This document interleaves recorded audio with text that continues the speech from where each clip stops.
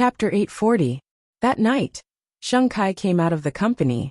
As soon as he entered the underground parking lot, he was pressed to the ground by a few men with a sack over his head and beaten up.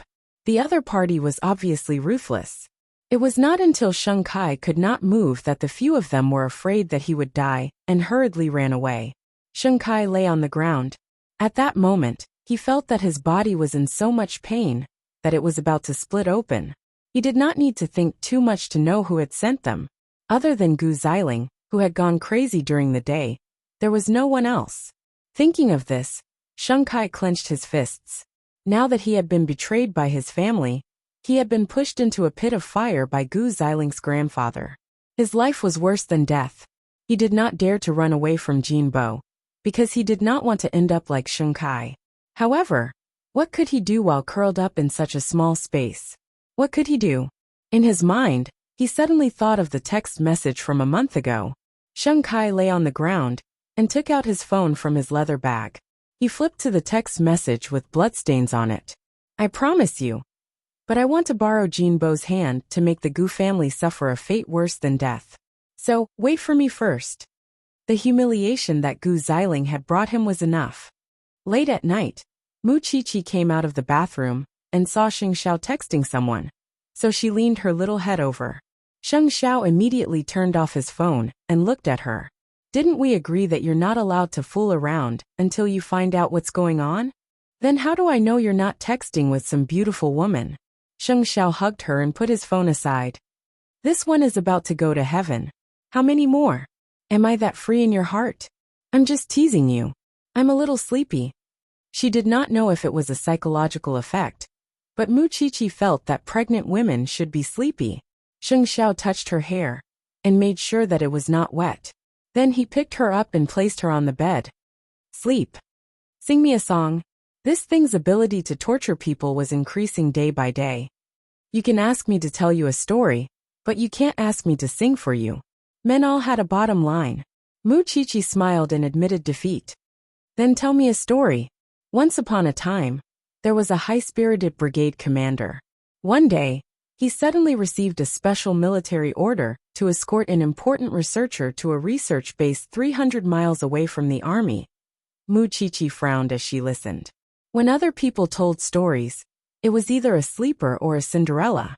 In his mouth, it became a brigade commander carrying out a special mission. But how could she know that it was all the truth about her grandfather? Forget it, Master Xiao. I can't take it anymore. I'm going to sleep. Sheng Xiao's thin lips curled into a smile. Then, he helped Mu Qiqi put down the pillow and turned off the wall lamp. Only then did he leave the bedroom and go to the study. Mu Qiqi's head was spinning. Unexpectedly, the psychological effect was quite effective. She quickly fell asleep and slept very soundly. In the study, Sheng Xiao made a call for help. Soon, the people from the hospital found the place where Sheng Kai had fainted and sent him to the hospital. That's right. It was Sheng Xiao who sent the message a month ago. The only ones who can give you dignity and protect your life are your family and me. If you come back, I'll let bygones be bygones and give you a path with dignity. There are no conditions. Sheng Kai had thought about this message for a month. Although he did not want to admit it, deep in his heart, he believed Sheng Xiao's words, because no one kept their promises as much as Sheng Xiao did. However, he felt ashamed. Moreover, he had long since thought that he and the Sheng family were from the same world. However, Gu Xiling's provocation made him suddenly realize that if this continued, he would die outside sooner or later. No one could stop him. At midnight, Jinbo's car arrived at the hospital. He had received news that Sheng Kai had been hospitalized. For the past month, he had hardly asked about Sheng Kai. He had left him to fend for himself. He had thought that he would think of a way to escape, but he did not have any intention of leaving. On the hospital bed, Sheng Kai was seriously injured. Jinbo sat beside him, waiting for him to wake up. Are you feeling better? Godfather, Sheng Kai called out softly. Why are you here? I didn't come to see you. How badly have you been beaten up? Jinbo said with some heartache. Who did this? Sheng Kai sat up with Jinbo's help. Then, he opened Sheng Xiao's message and showed it to Jinbo. Godfather, Sheng Xiao came to win me over. I've thought about it for a month, but I still only want to stay by your side. The Sheng family has humiliated me enough. I just want Godfather to value me and trust me." Jinbo read the message and his heart skipped a beat. I didn't expect the Sheng family to still care about old ties. They don't care about old ties. They just want to humiliate me, just like Gu Xiling. "Godfather, take me with you. I just want to follow you. I just want those people who look down on me to see that they're blind to humiliate me." Jinbo thought about it carefully and patted Sheng Kai's shoulder. "Rest well first. When you recover, come to Godfather's side. I'll teach you personally. Godfather, I still have a presumptuous request. The Gu family has treated me like this. I understand what you mean. When you get better, I'll support you in how you want to deal with the Gu family." "Thank you, Godfather." Sheng Kai used Sheng Zhao's message to exchange for Jinbo's trust. However, he knew that this was only the most basic. There were more tests ahead. However, this did not matter. At least it was better than being locked up in a small place like Changrong. For 2 consecutive days, Mu Qiqi did not appear in school. This finally attracted the attention of the students in the faculty. However, Mu Qiqi did not have any friends in school. If they wanted to know about her current situation, they could only ask the dean. "She's fine, but she suddenly stopped coming to school. How strange. Could it be that she's been borrowed again? I don't think so. She really treats the school as her home. She can come and go as she pleases." There was a lot of discussion in the school. The dean saw that he could no longer suppress the news, so when he was teaching the students he explained, "Mu Qiqi has taken a leave of absence from school. Don't make baseless guesses. She's sick. Besides, this is someone else's private matter. Don't worry about it. Just do your part." Just like that, the news of Mu Qiqi's serious illness spread like wildfire. How serious was her illness to the point of taking a leave of absence from school? Chapter 841. But this thing was innately rebellious and liked to go against the grain. Everyone in the family thought that she was pregnant too early, but she didn't think so. Every day, she called Sheng Xiao old man. And it became more and more smooth. Not only that, she even said confidently, "I'm a medical student. I know very well that having a child when you're younger will help you recover faster and have more energy. You won't be afraid of staying up late to feed the baby." Sheng Zhao's face darkened when he heard that she was going to stay up late. "I don't need your help." "What do you mean you don't need me? Don't tell me you have milk for the baby?" Sheng Xiao did not want to discuss this with her. She was pregnant, and she was becoming more and more out of control, blurting out everything. Still, he could not bear to think that she would be trapped in such a huge place for the next few months. She was the only one who enjoyed it. On Sunday morning, it was time for Feng Shanshan's prenatal checkup again. Tang Yin was called away by the chief, and she was alone again. Originally, Tang Yin wanted to ask Xiaoxing for help, but Feng Shanshan thought that Mu Qiqi did not have class, so she called her. "Are you free? Accompany your godson for the checkup." I'm not going. Mu Qiqi rubbed her belly and smiled when she realized that she had gotten what she wanted. Feng Shanshan was stunned. She felt that Mu Qiqi was a little strange. "What's wrong with you? What are you giggling about? We're in the same boat now. I'm even more pitiful than you. I'm grounded at home. I can't even go to your house." Feng Shanshan rolled her eyes. No matter how she listened, she could not detect any discomfort in Mu Qiqi's tone. She reacted for a moment. Although Mu Qiqi did not say it explicitly, she still felt that she had guessed correctly. "You're also pregnant?" "Yes, exactly 1 month." Feng Shanshan immediately sat down on the sofa and became excited. "Didn't you say that your CEO has made up his mind to wait until you're 24? It was purely an accident." Mu Qiqi was still excited. It had been a few days, but she was still immersed in joy. "All right then. Your situation is different from mine. I'll go for a prenatal checkup first. We'll talk when I come back." Since Mu Qiqi could not go down, she could only wait for Feng Shanshan to go up herself. "Go. Get someone to accompany you. Don't go alone." Now that she was pregnant, she realized how important safety was. At first, the whole family thought that Mu Qiqi would be bored. But did she look bored at all? Over the next few months, she had planned everything out clearly. She had ordered a lot of tools for learning how to draw, tools for making clothes for the baby, and some handicrafts. When the time came, she would be busier than anyone else. After Feng Shanshan learned that Mu Qiqi was pregnant, she was happy for a long time. She thought to herself, this is what sisters are. They even got pregnant at the same time. However, with Mu Qiqi's situation, Sheng Xiao deliberately raised her like a national treasure. Then, Feng Shanshan called Tang Yan. In the end, Xiao Xing came over to help and accompanied Feng Shanshan to the hospital. Song Qiaoji saw that Feng Shanshan's complexion was good, so she raised her finger and praised her. You look better. That's right. Pay attention to calcium in your diet. I'm sorry, Dr. Song. I couldn't attend your last lecture. That's nothing. I still have a few more. Song Qiaoji gave her a new activity brochure. Come when you're free. It's okay. After spending so much time together, Feng Shanshan already had enough trust in Song Qiaoji. She felt that Dr. Song was really beautiful and kind-hearted. Therefore, the next time Song Qiaoji gives a lecture, she plans to bring Tang Yin along to listen to it seriously. After the prenatal checkup, Feng Shanshan went home anxiously and went to the banyan courtyard. Mu Qiqi was waiting at the door.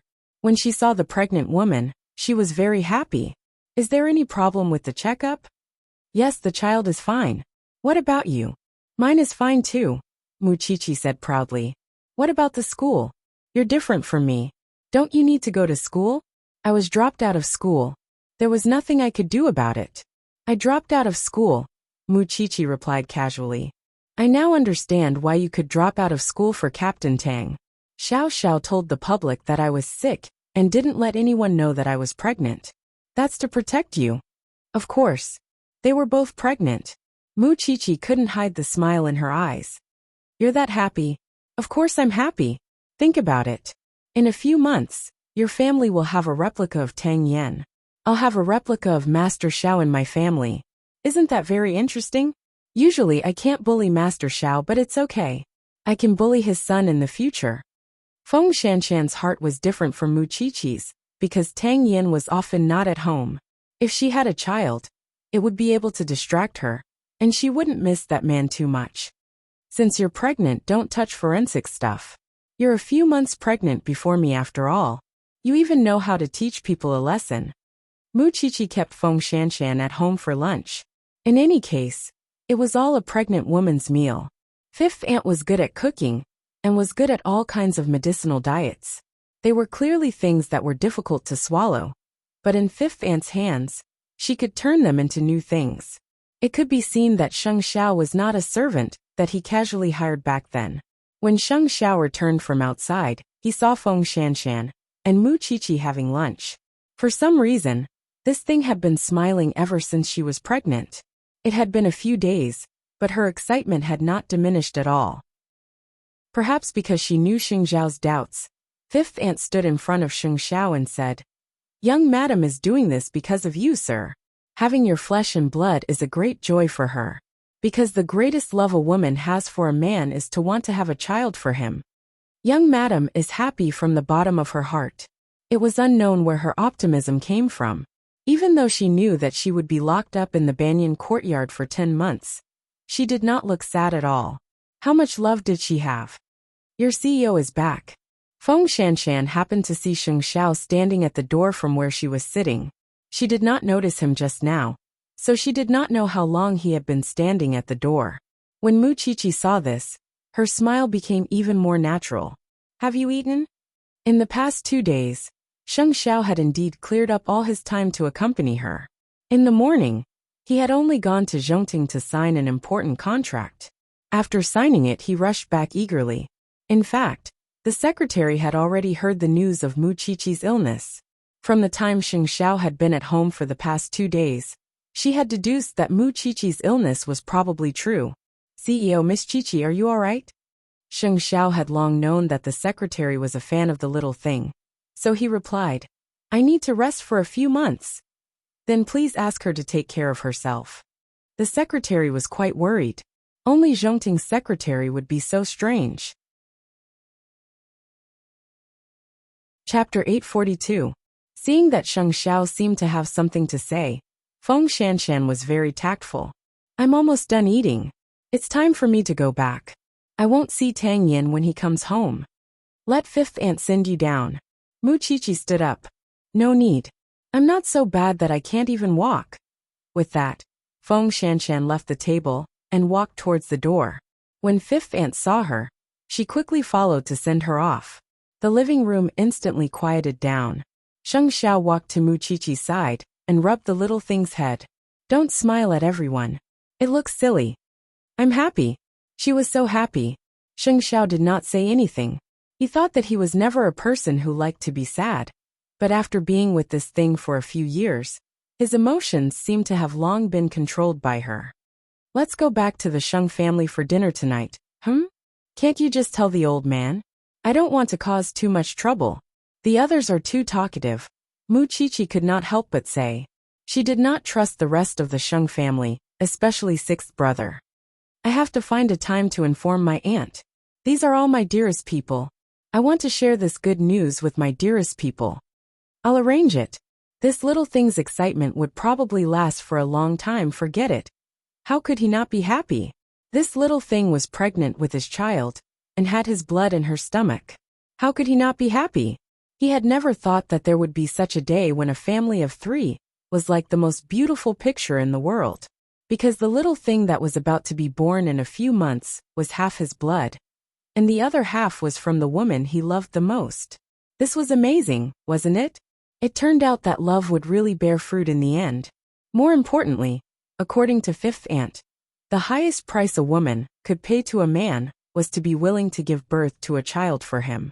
How much did Qi love him to the point of no regrets, that she would be so happy for a child? He was going to be a father. In 30 years, he had never had such a strange and proud feeling. In the future, there would be an even smaller thing that would rely on him to survive. What are you thinking about? You're so engrossed. Mu Qiqi poked the man's chest as she drank the soup.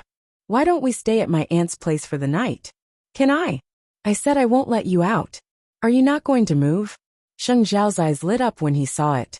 He couldn't help feeling sorry for her. This concerns the safety of you, Daddy, me, and the baby. Why should I do it? I'll be very obedient. He was too silly. Sheng Xiao did not say anything else. He ate lunch with Mu Qiqi, and then took a nap with her. In the afternoon, he had a video conference in the study. In the evening, he brought Mu Qiqi out. Grandpa Sheng did not know that the two of them would suddenly come over for dinner, so he only prepared a lot of Mu Qiqi's favorite dishes. The Sheng family's small kitchen had always been excellent. Mu Qiqi thought about it, and liked the Sheng family's dinner very much. Eighth brother, you came back so suddenly. Nothing to say? Old Sheng thought that something was up with Huang Yao.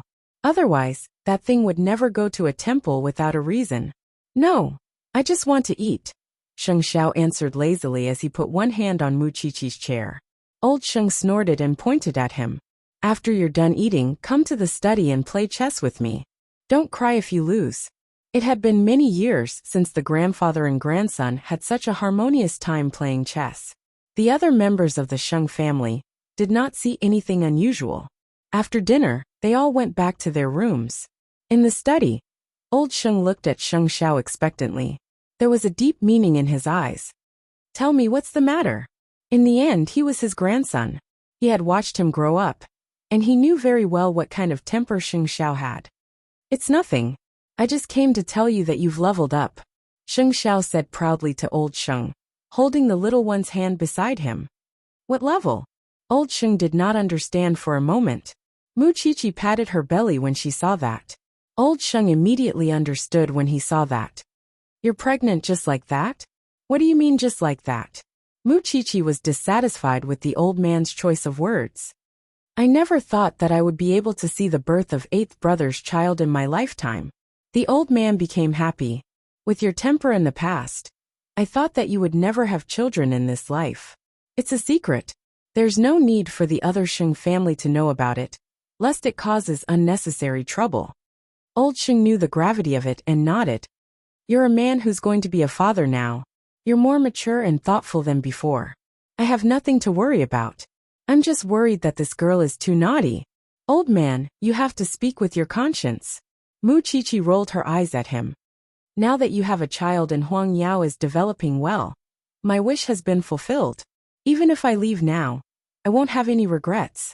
The only thing that makes me sad is... Old Sheng smiled bitterly and stopped talking. However, both Mu Chichi and Sheng Xiao knew what his ellipsis meant. Sheng Kai had always been a thorn in the old man's side, and there was no way to get rid of it. Eighth brother, take good care of this girl in the future. She suffered a lot because of me. Whether she gives birth to a boy or a girl, my shares will belong to my great-grandson. No one can have any ideas about it. To be honest, did Mu Chichi care? Not at all. But it was the old man's intention. Moreover, he had apologized to her on various occasions, so the grudge between the two of them was long gone. Tell me how bad your taste was. Old Sheng couldn't help but laugh. All right, it's getting late. Let's go home and rest. Sheng Xiao gave Susie Pei a call before he left the house. After leaving Sheng Mansion, they went straight to the small mansion. Mu Chichi was a little nervous at the thought of meeting her aunt. Moreover, there were many memories of her and Sheng Xiao in the small mansion, especially the trees outside. In the past, Sheng Xiao would always wait for her down there, and they would secretly go out on dates. Is there any place you want to go after visiting your aunt? Sheng Xiao asked Mu Chichi in a low voice on the way to the small mansion. I'm a little sleepy. Mu Chichi leaned against the front passenger seat and closed her eyes to choose a comfortable position. She fell asleep before they reached the small mansion. Sheng Xiao did not wake her. He just slowed down the car so that she could sleep more peacefully and comfortably. When they reached the small mansion, Sheng Xiao carried her inside. Susie Pei was shocked when she saw him. What's wrong? She's just asleep, Sheng Xiao answered in a low voice. Chapter 843. Perhaps it was because she smelled the familiar scent. Mu Chichi slept even more soundly. She found a comfortable position and showed no signs of waking up. Susie Pei saw Sheng Xiao sitting by the bed helplessly, so she immediately said, Young Master Sheng, let me do it. No need. Sheng Xiao rejected her softly. Then, he put Mu Chichi's hand back under the blanket and adjusted the temperature in the room. Susie Pei was worried that Sheng Xiao could not take good care of the pregnant woman. Now that she thought about it, she was worrying too much. Then, the two of them turned off the lights and left the room. Have you had dinner? Susie Pei asked quickly. I've made some soup. I'll get a bowl for Xiao Qi when she wakes up. Okay. Sheng Xiao nodded. Will Xiao Qi have adverse reactions like morning sickness? Sheng Xiao shook his head. Not yet. There are people at home to take care of her diet, so you don't have to worry too much, Aunt Zipei. Hearing the word aunt, Susie Pei was a little dazed. But after a while she said with a smile, That's because I'm too nervous. When her mother was pregnant with her, she felt uncomfortable for a few months. I'm afraid that Xiao Qi will be like her mother. But with you here, I don't have to worry too much. Wenhua isn't back yet. I still have to coax the child. You might have to sit by yourself. After going downstairs, Susie Pei apologized to Sheng Xiao. Sheng Xiao didn't think much of it. I'll walk around. That's good. Everything here hasn't changed much from when you left. When Sheng Xiao walked out of the villa, he suddenly thought of the scene when he drove his flashy sports car and stopped in front of the villa. He used a stone to knock on the glass of the little one's room upstairs. Now that little one was pregnant with his child and was lying quietly in the room, resting. How could he have known that he would be so addicted to that little one? Mu Chichi slept soundly, but when she woke up in her aunt's house, she couldn't help but be in a daze. When she woke up, she didn't see Sheng Xiao. Mu Chichi quickly got up, but when she saw the familiar furnishings in the room, she suddenly smiled. Here, she had spent the most difficult days of her crush. Looking down from the window, Mu Chichi found Sheng Xiao under the tree below. In the past, she had also looked forward to seeing that man downstairs from this place every day. Now that she thought about it, her heart was still moved. A moment later, Susie Pei entered the room with the chicken soup. You're awake? Aunt Zipei. Mu Chichi quickly went up to her and asked for a hug. You're going to be a mother soon, but you're still acting like a child.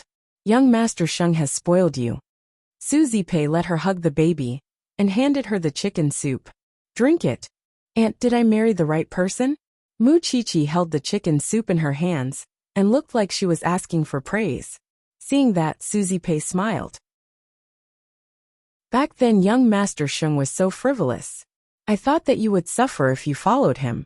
After all, a man like him can have any woman he wants. That's why I was very worried when you two got together. But after seeing the two of you together over the last few years, I feel that young Master Sheng is the one who has sacrificed more. Which is why I think you're really lucky. Young Master Sheng is. Aunt, no one would despise their niece like this.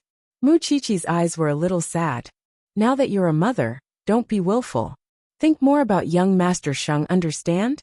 Sigh, Master Xiao despised me before. I'm the Sheng family's biological child. Now whether he's in the Shen family or here, he's still your biological child. You can't touch those things anymore, understand? Especially knives. Don't worry, I've already quit school. Mu Chi-Chi raised her hand and promised. Aunt, I don't know how happy I am now. I'll definitely grasp this happiness tightly. The two of them chatted for a while before Sheng Xiao returned. Susie Pei saw that the two of them seemed to have something to say, so she took the porcelain bowl and went out. She closed the door. You guys should rest. It's very late. What did you do down there? Mu Chi-Chi looked at Sheng Xiao and asked. I was very disappointed when I woke up and didn't see you. After saying that, Mu Chi-Chi hugged Sheng Xiao. Sheng Xiao hugged her and couldn't help but sigh. You're so clingy. Then, do you want me to be clingy? Go take a shower. Sheng Xiao carried her horizontally, and the two of them entered the bathroom. It was clearly a thunderstorm, but they couldn't do anything. Seeing that Sheng Xiao was holding it in so hard, Mu Chi-Chi couldn't bear it anymore. She said to him, Don't hold it in, Xiao Xiao. I don't want you to work so hard. I'll help you. Pregnant people were happy, but at the same time, they were dangerous. Feng Shanshan absolutely trusted Dr. Song now, so she handed the activity booklet to Tang Yen. Do you have time to accompany me to Dr. Song's lecture? Tang Yen was cleaning up the dishes. When he saw the time of the activity, he nodded. I'll try my best to accompany you. Is there a big case at the station recently? Feng Shanshan saw the hesitation in his expression.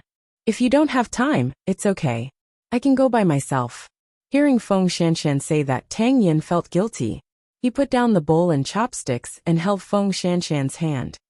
I'll definitely accompany you. There's no need. When we were together, I said that you can be a police officer. I won't hinder you. It's not a hindrance.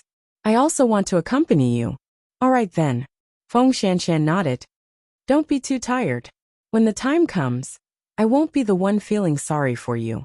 Tang Yen patted the back of her hand, indicating that he understood. Then, he took the bowl and chopsticks and went to the kitchen.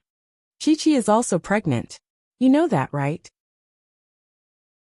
That's going to be spoiled to the heavens. Are you envious? Feng Shanshan laughed. That was her life.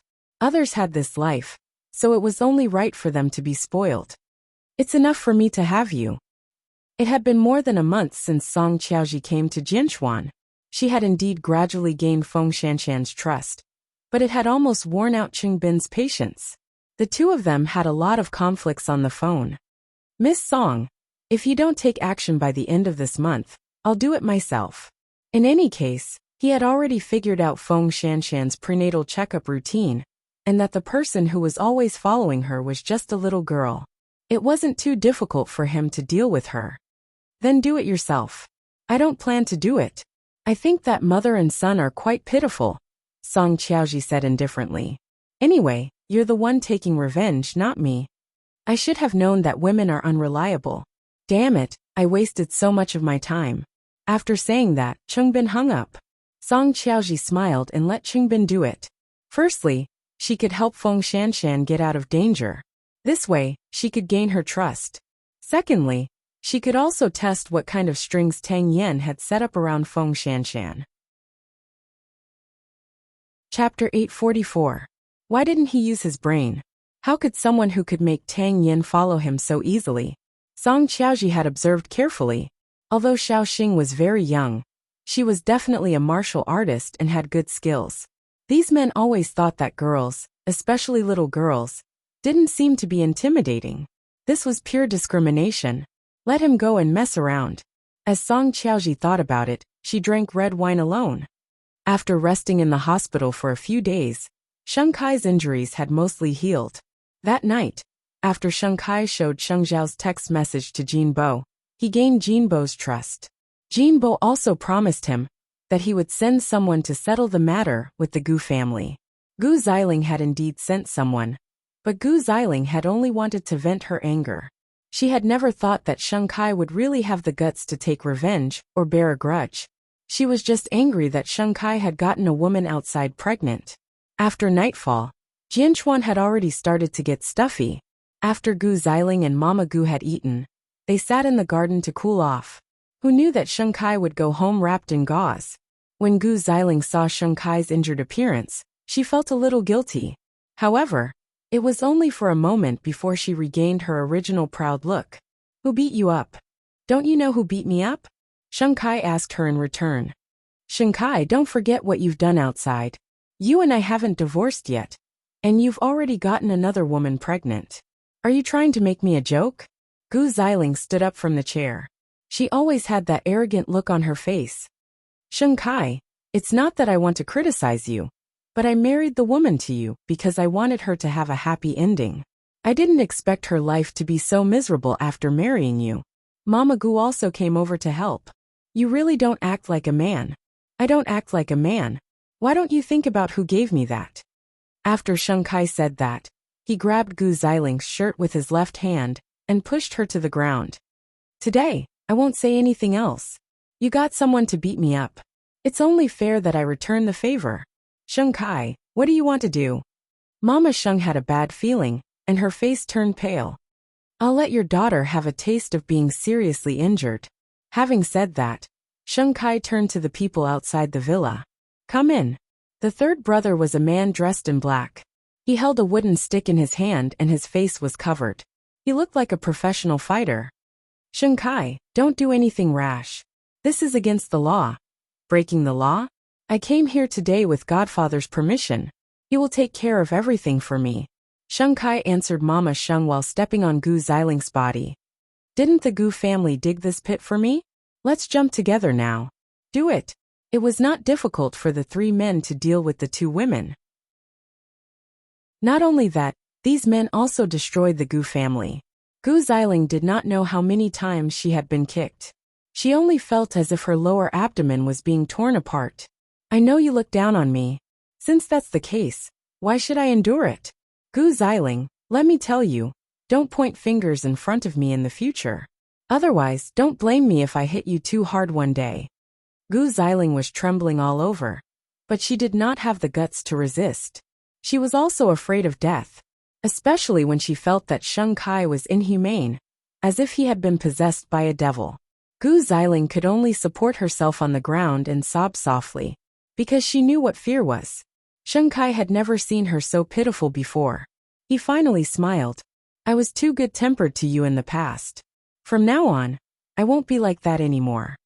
Gu Xiling resisted the urge to call the police. She could only watch Sheng Kai walk away before taking out the phone with the broken screen. However, Mama Gu stopped her.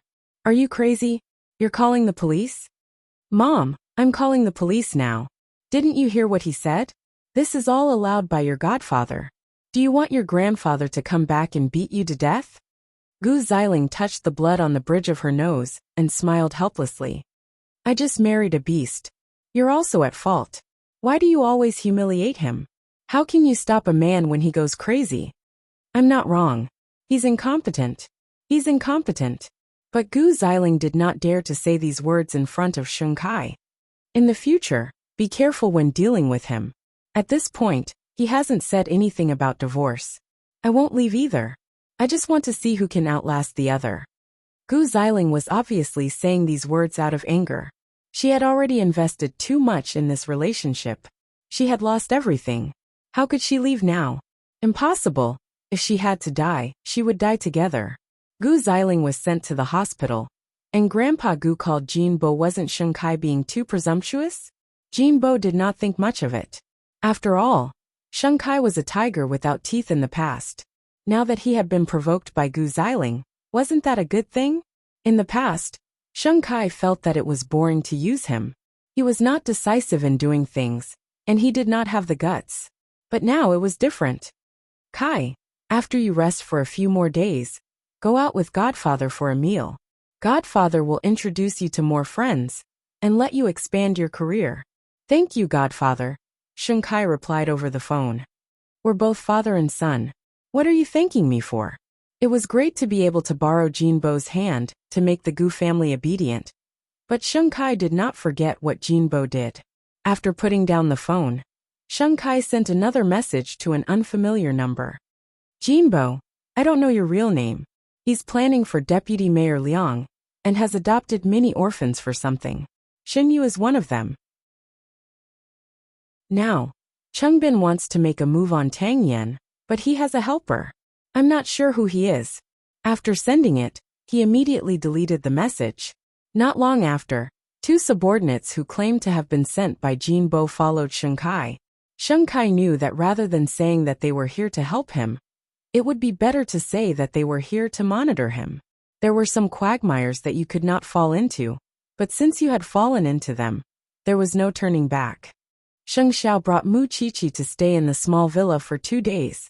Seeing that her face was rosy, and she was still immersed in excitement, Sheng Xiao faintly curled his lips. I know. Zhongting is very busy. You've been with me for 2 days. Go back to work. On the way home, Mu Qiqi said to Sheng Xiao considerately, I know. I'm looking for something to do at home. For example, painting, making toys for the baby. Anyway, I'm very busy. You should go and do your work too. Don't disturb me. Mu Qiqi thought of the pile of things she had bought a few days ago. It was enough for her to work for 10 months. Are you really willing to not leave the room? I'm willing, Mu Qiqi answered seriously. Then she leaned on his shoulder. Aunt Zipe said that you're the only one who's sacrificing after we got together. So I reflected on myself. Am I really that bad as a wife? Chapter 845. So I want to be more considerate. Sheng Xiao hugged her with one arm and said calmly, There's no need. Sheng Xiao, I'm an adult now. Can you trust me a little more? After Sheng Xiao heard this, he pinched her face. What did you call me? Hubby, let go. I asked Su Che to find some books related to forensics for you to pass the time.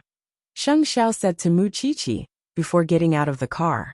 In fact, he was the only one in this world who understood her the best. Reading these when you're pregnant, will it be bad for the prenatal education? With you around, I don't expect good prenatal education. With that, Sheng Xiao took a long step back to the car and instructed Su Che, go to Zhongting. If he did not deal with it for 2 days, the work had already piled up like a mountain. By the way, check up on Jinbo. Su Che was surprised, but he did not ask. Understood. After Mu Qiqi returned home, she moved all the handicrafts out of the storeroom.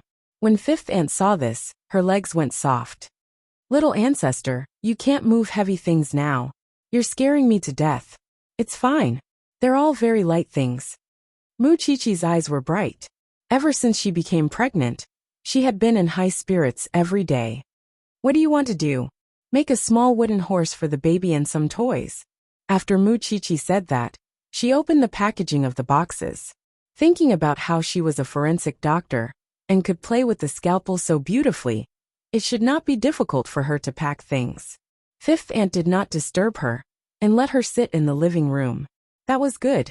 Otherwise, she would get sick from staying at home every day.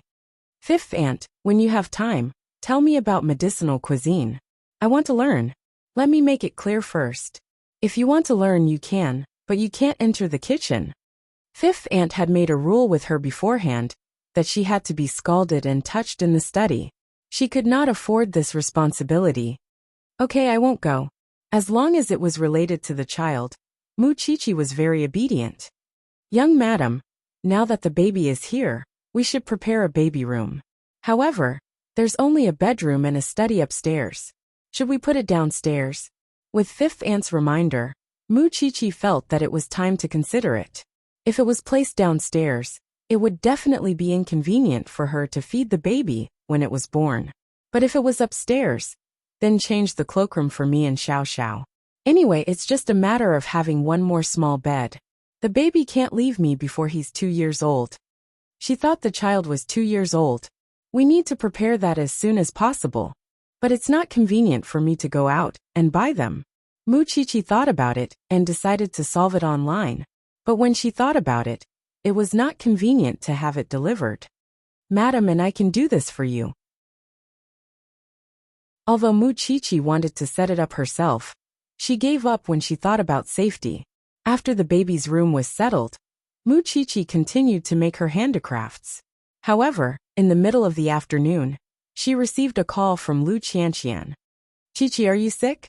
Where did you hear the news? My former classmate. I met him today. He's also in Shengting University. He said that you've taken a break from school and are recuperating at home. What happened to you? Lu Qianqian called Muchichi when she got the news. It could be seen that she was her best friend. I'm not sick. I'm pregnant. Muchichi smiled and said in one breath.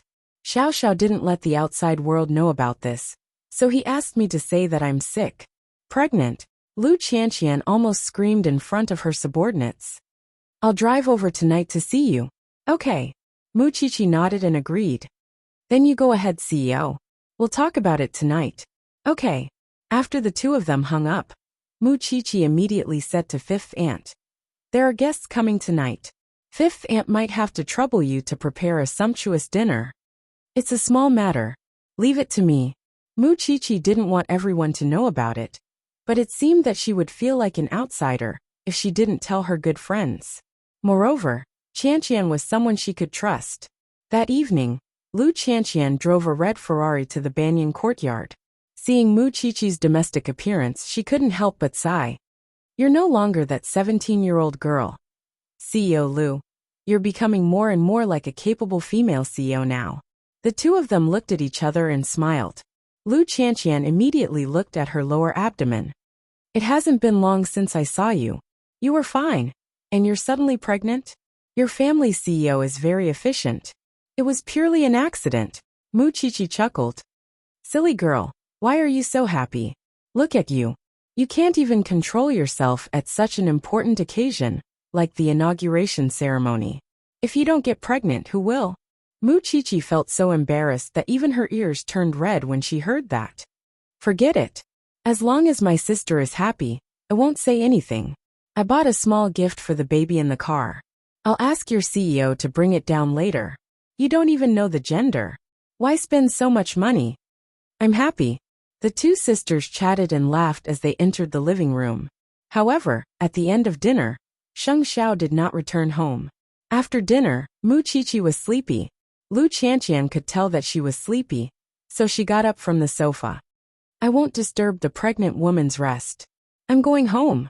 Qianqian, if you meet your classmates in the future, tell them that I'm sick. I'm very sick. Got it. Lu Qianqian hugged Muchichi. Stay at home and take good care of the baby. After Lu Qianqian left, Muchichi went upstairs and fell asleep. It was easy to develop a habit. After more than a month of pregnancy, she shouldn't have had such a reaction. However, Muchichi had a balance in her heart. It would be good for the child if she developed the habit of going to bed early.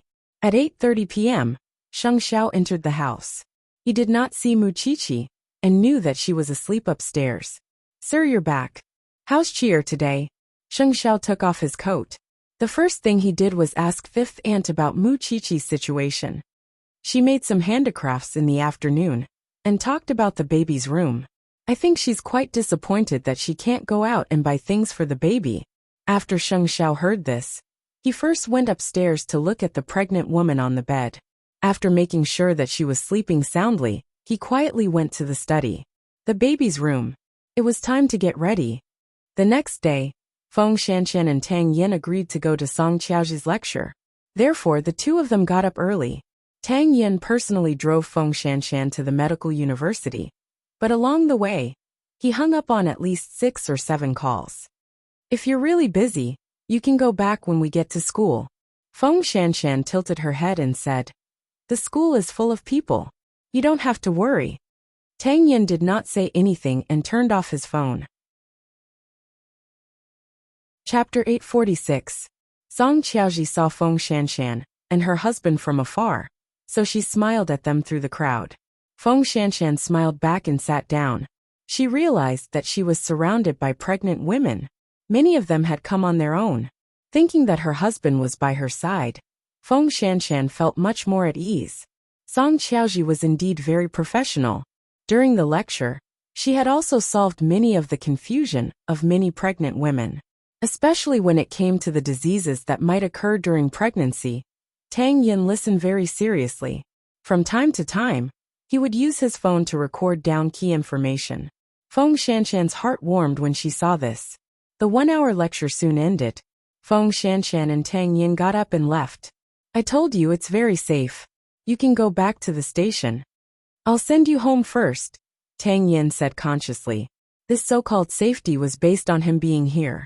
If Feng Shanshan was alone, Tang Yin would not be at ease. In the future, when you go to Dr. Song's place, don't let Xiao Xing come over.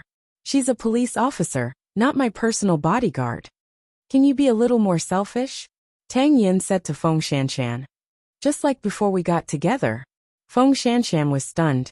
She was sensible, but he didn't buy it. The couple argued along the way and left. Song Qiaoji looked at their figures from afar from behind. Let's be happy for a few more days, a very happy life. Cheng Bin was nearby, but he did not find an opportunity to make a move. Of course, he did not plan to make a move today, because he knew Feng Shanshan's prenatal checkup time. 1 corpse and 2 lives. He did not know how Tang Yin would feel if he lost these 2 people. In the morning in Jianchuan, the sun was shining brightly. Su Che had already found out about Jin Bo. While Sheng Xiao was not busy, he entered the office and handed him the information. Jin Bo, American, 52 years old. According to the information, he has 2 sons. He's an entrepreneur who runs an educational organization in the United States. These are all empty shells. Sheng Xiao threw them away without looking at them. This isn't his real name. If we want to find out more details, we might alarm the other party. Moreover, it will take a long time, Su Che replied. Then investigate slowly and carefully, Sheng Xiao said calmly. This person is the mastermind behind Baisini's case. Moreover, he views the Shun and Sheng families as his #1 enemies. I want to know all the news about this person as soon as possible. This news? Where did you get it from? Su Che was a little strange. Sheng Kai sent it. Su Che knew that there was someone behind Sheng Kai. It turned out to be Jin Bo. Also, do something for me tonight. Understood. Su Che did not ask how Sheng Xiao could get the information from Sheng Kai. For now, the authenticity of the information was more reliable. Could it be that the 2 brothers had privately reconciled? Also, Su Che, if you have time, investigate another person with the surname Song. If they could prove that Jin Bo was a member of the Song family, then everything would make sense. Su Che was busy with his work, so Sheng Xiao called his secretary over the intercom. Bring Qi Er here at 4 in the afternoon. All right. Wasn't he sick? The secretary was puzzled but did not dare to ask the big CEO. Bring 2 bodyguards. The secretary received the order and set off at 4 o'clock in the afternoon. When she arrived at the Banyan courtyard, she saw that Mu Chichi was clearly very energetic.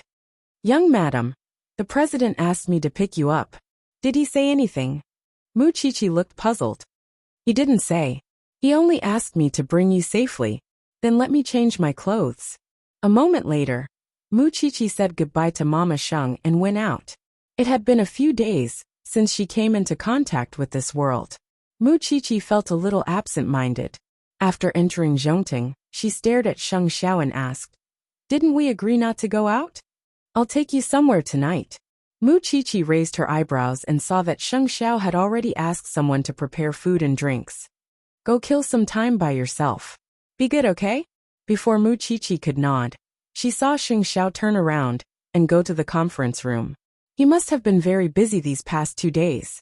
Mu Chichi obediently sat on the sofa and read a book. She thought that she would have to wait until 8:30 p.m. After all, Sheng Xiao had been returning home at this time recently. However, It was just past 7 when Xing Xiao returned to his office and said to her, "Let's go." "Where are we going?" Xing Xiao did not say anything. He personally drove Mu Qiqi to that mysterious place. "Get out of the car." Mu Qiqi took a closer look and realized that this was the most high-end mother and baby products store in Jianchuan City. There was no one inside except for the manager in charge. It seemed that CEO Sheng had booked the entire place. Mu Qiqi was instantly excited. Yesterday, she had just told Fifth Aunt that she did not have the chance to come out and buy things for the baby. "Madam, you can choose anything you want. There are a total of 5 floors here. You can go from the first floor to the 5th floor. I don't even know what to buy when you suddenly call me out like this." Mu Qiqi looked at Sheng Xiao with some resentment. "If I had known, I would have made a list." Sheng Xiao held her hand and took the elevator to the first floor. The first floor is for the baby's daily necessities, including a crib, a baby pillow and toys. "I want all of these." Mu Qiqi looked at the small things and could not help but sigh. She turned around and looked at Sheng Xiao. He stopped in front of a crib. Mu Qiqi immediately felt that the scene was a little soft, so she took out her phone and took a picture. "Just by this bed." Mu Qiqi walked to Sheng Xiao's side and said, "I can tell that you like it."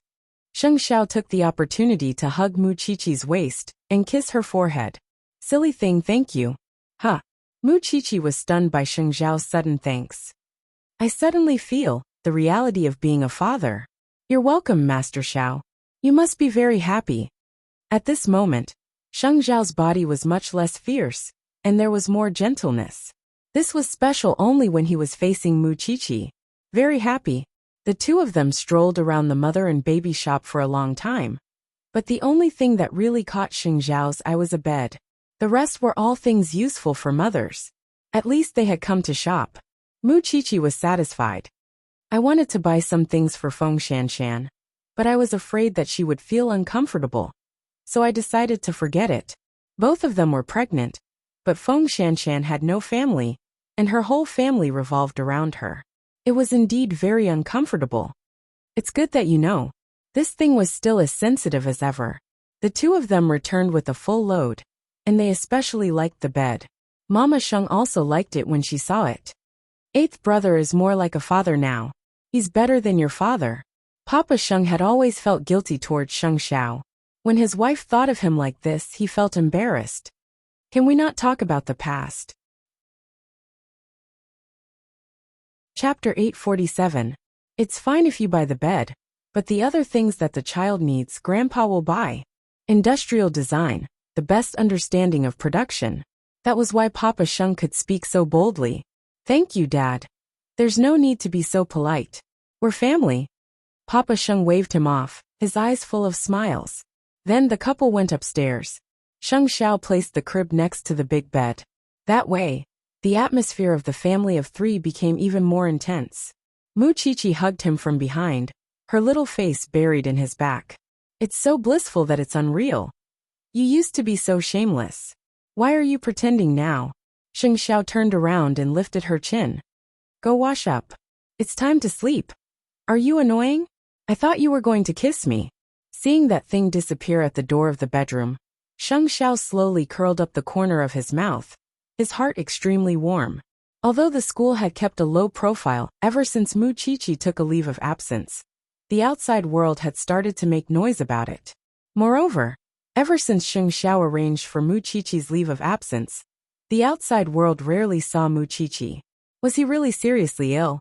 When Jinbo received the news, he could not help but pay attention to Mu Qiqi's movements. Because he knew very well how important Mu Qiqi was to the Shen family and Sheng Xiao. It could not be such a coincidence that she suddenly fell sick. So he called Sheng Kai. "Ah Kai, Mu Qiqi is seriously ill. Did you get any news?" "I heard about it," Sheng Kai answered flatly. He was meeting a client outside. "You are a member of the Sheng family. You must have the means to find out if this information is true. You know that Mu Qiqi is everyone's Achilles heel. If we want to bring down the Sheng family, don't let a good chess piece disappear just like that." "All right, Godfather. I will think of a way to find out." Jinbo wanted to clear the obstacles for Liang. The number one enemy was the Shen family and Sheng Xiao. Mu Qiqi's existence was so important. Of course, Jinbo did not want anything to happen to Mu Qiqi. In fact, Sheng Kai knew that there was something strange about Mu Qiqi's illness. However, if Sheng Xiao wanted to prevent Jinbo from hiding Mu Qiqi, it was too early. Moreover, Mu Qiqi was not a person who was willing to be tied down, unless she was really sick. Not long after the call with Jinbo ended, Chengbin called again. I plan to take action tomorrow. After thinking about it, I don't have anyone else to call, so I can only rely on you. CEO Sheng, I have a younger brother at home called Cheng Xia. He's disappointing, but he's still my blood relative. If my plan doesn't succeed, I'll have to trouble you to take care of him. Has everything been planned? Sheng Kai asked calmly. Yes, I can't wait any longer. Chengbin replied. Godfather has sent a helper to you. It shouldn't be a problem. A woman has delayed me for a long time. Chengbin snorted coldly. Sheng Kai did not ask who it was because that might arouse Chengbin's suspicion. However, Sheng Kai knew that it was a woman. Go ahead and do it. Leave your brother to me. Sheng Kai hung up and returned to the banquet. He was hesitating whether he should tell Sheng Xiao about it. He was also afraid that this was a trap set up by Chengbin and Jinbo to test him.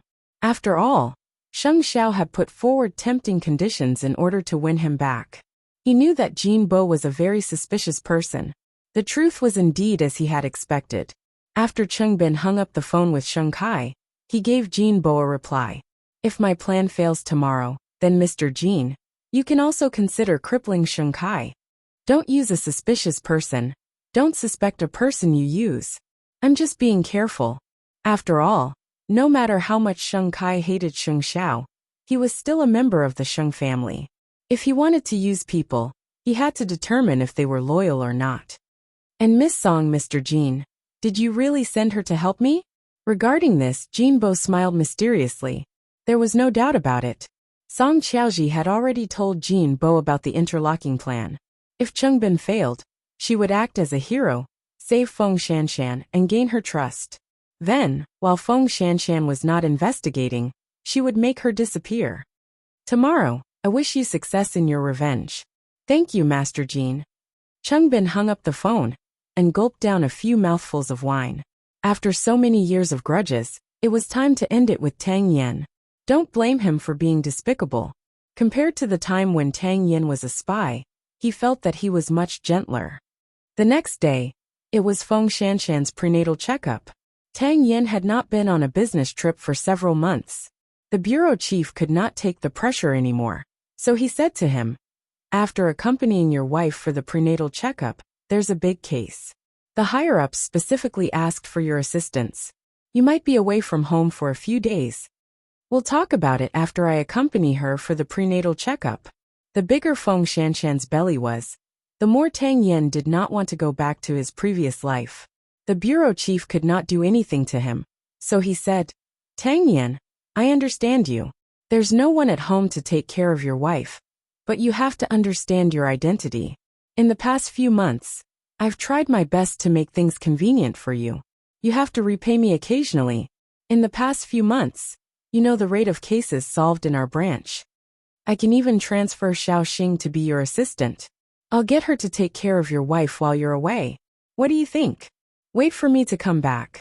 Chief, there's not much time. Seeing Tang Yen disappear, the bureau chief sighed. There was nothing he could do about him.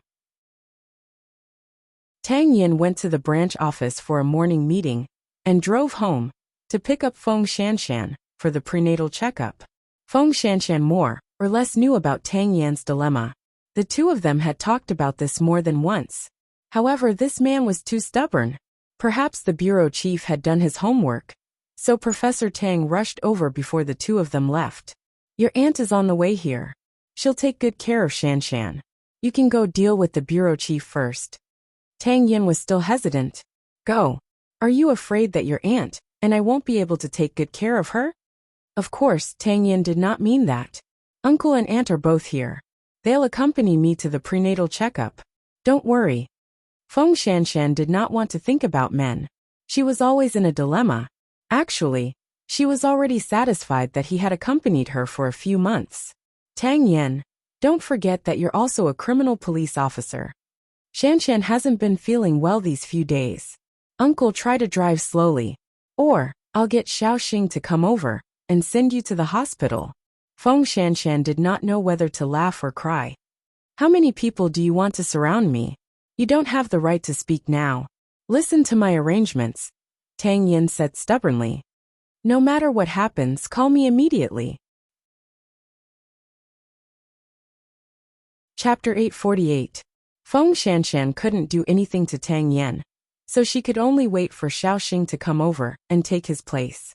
Feng Shanshan didn't know that Xiaoxing was good at martial arts. She just felt that Tang Yin was always making things difficult for the little girl. Then Professor Tang, his wife, and Xiaoxing accompanied Feng Shanshan to the hospital. However, because Song Qiaoji had something to do today, another doctor examined Feng Shanshan.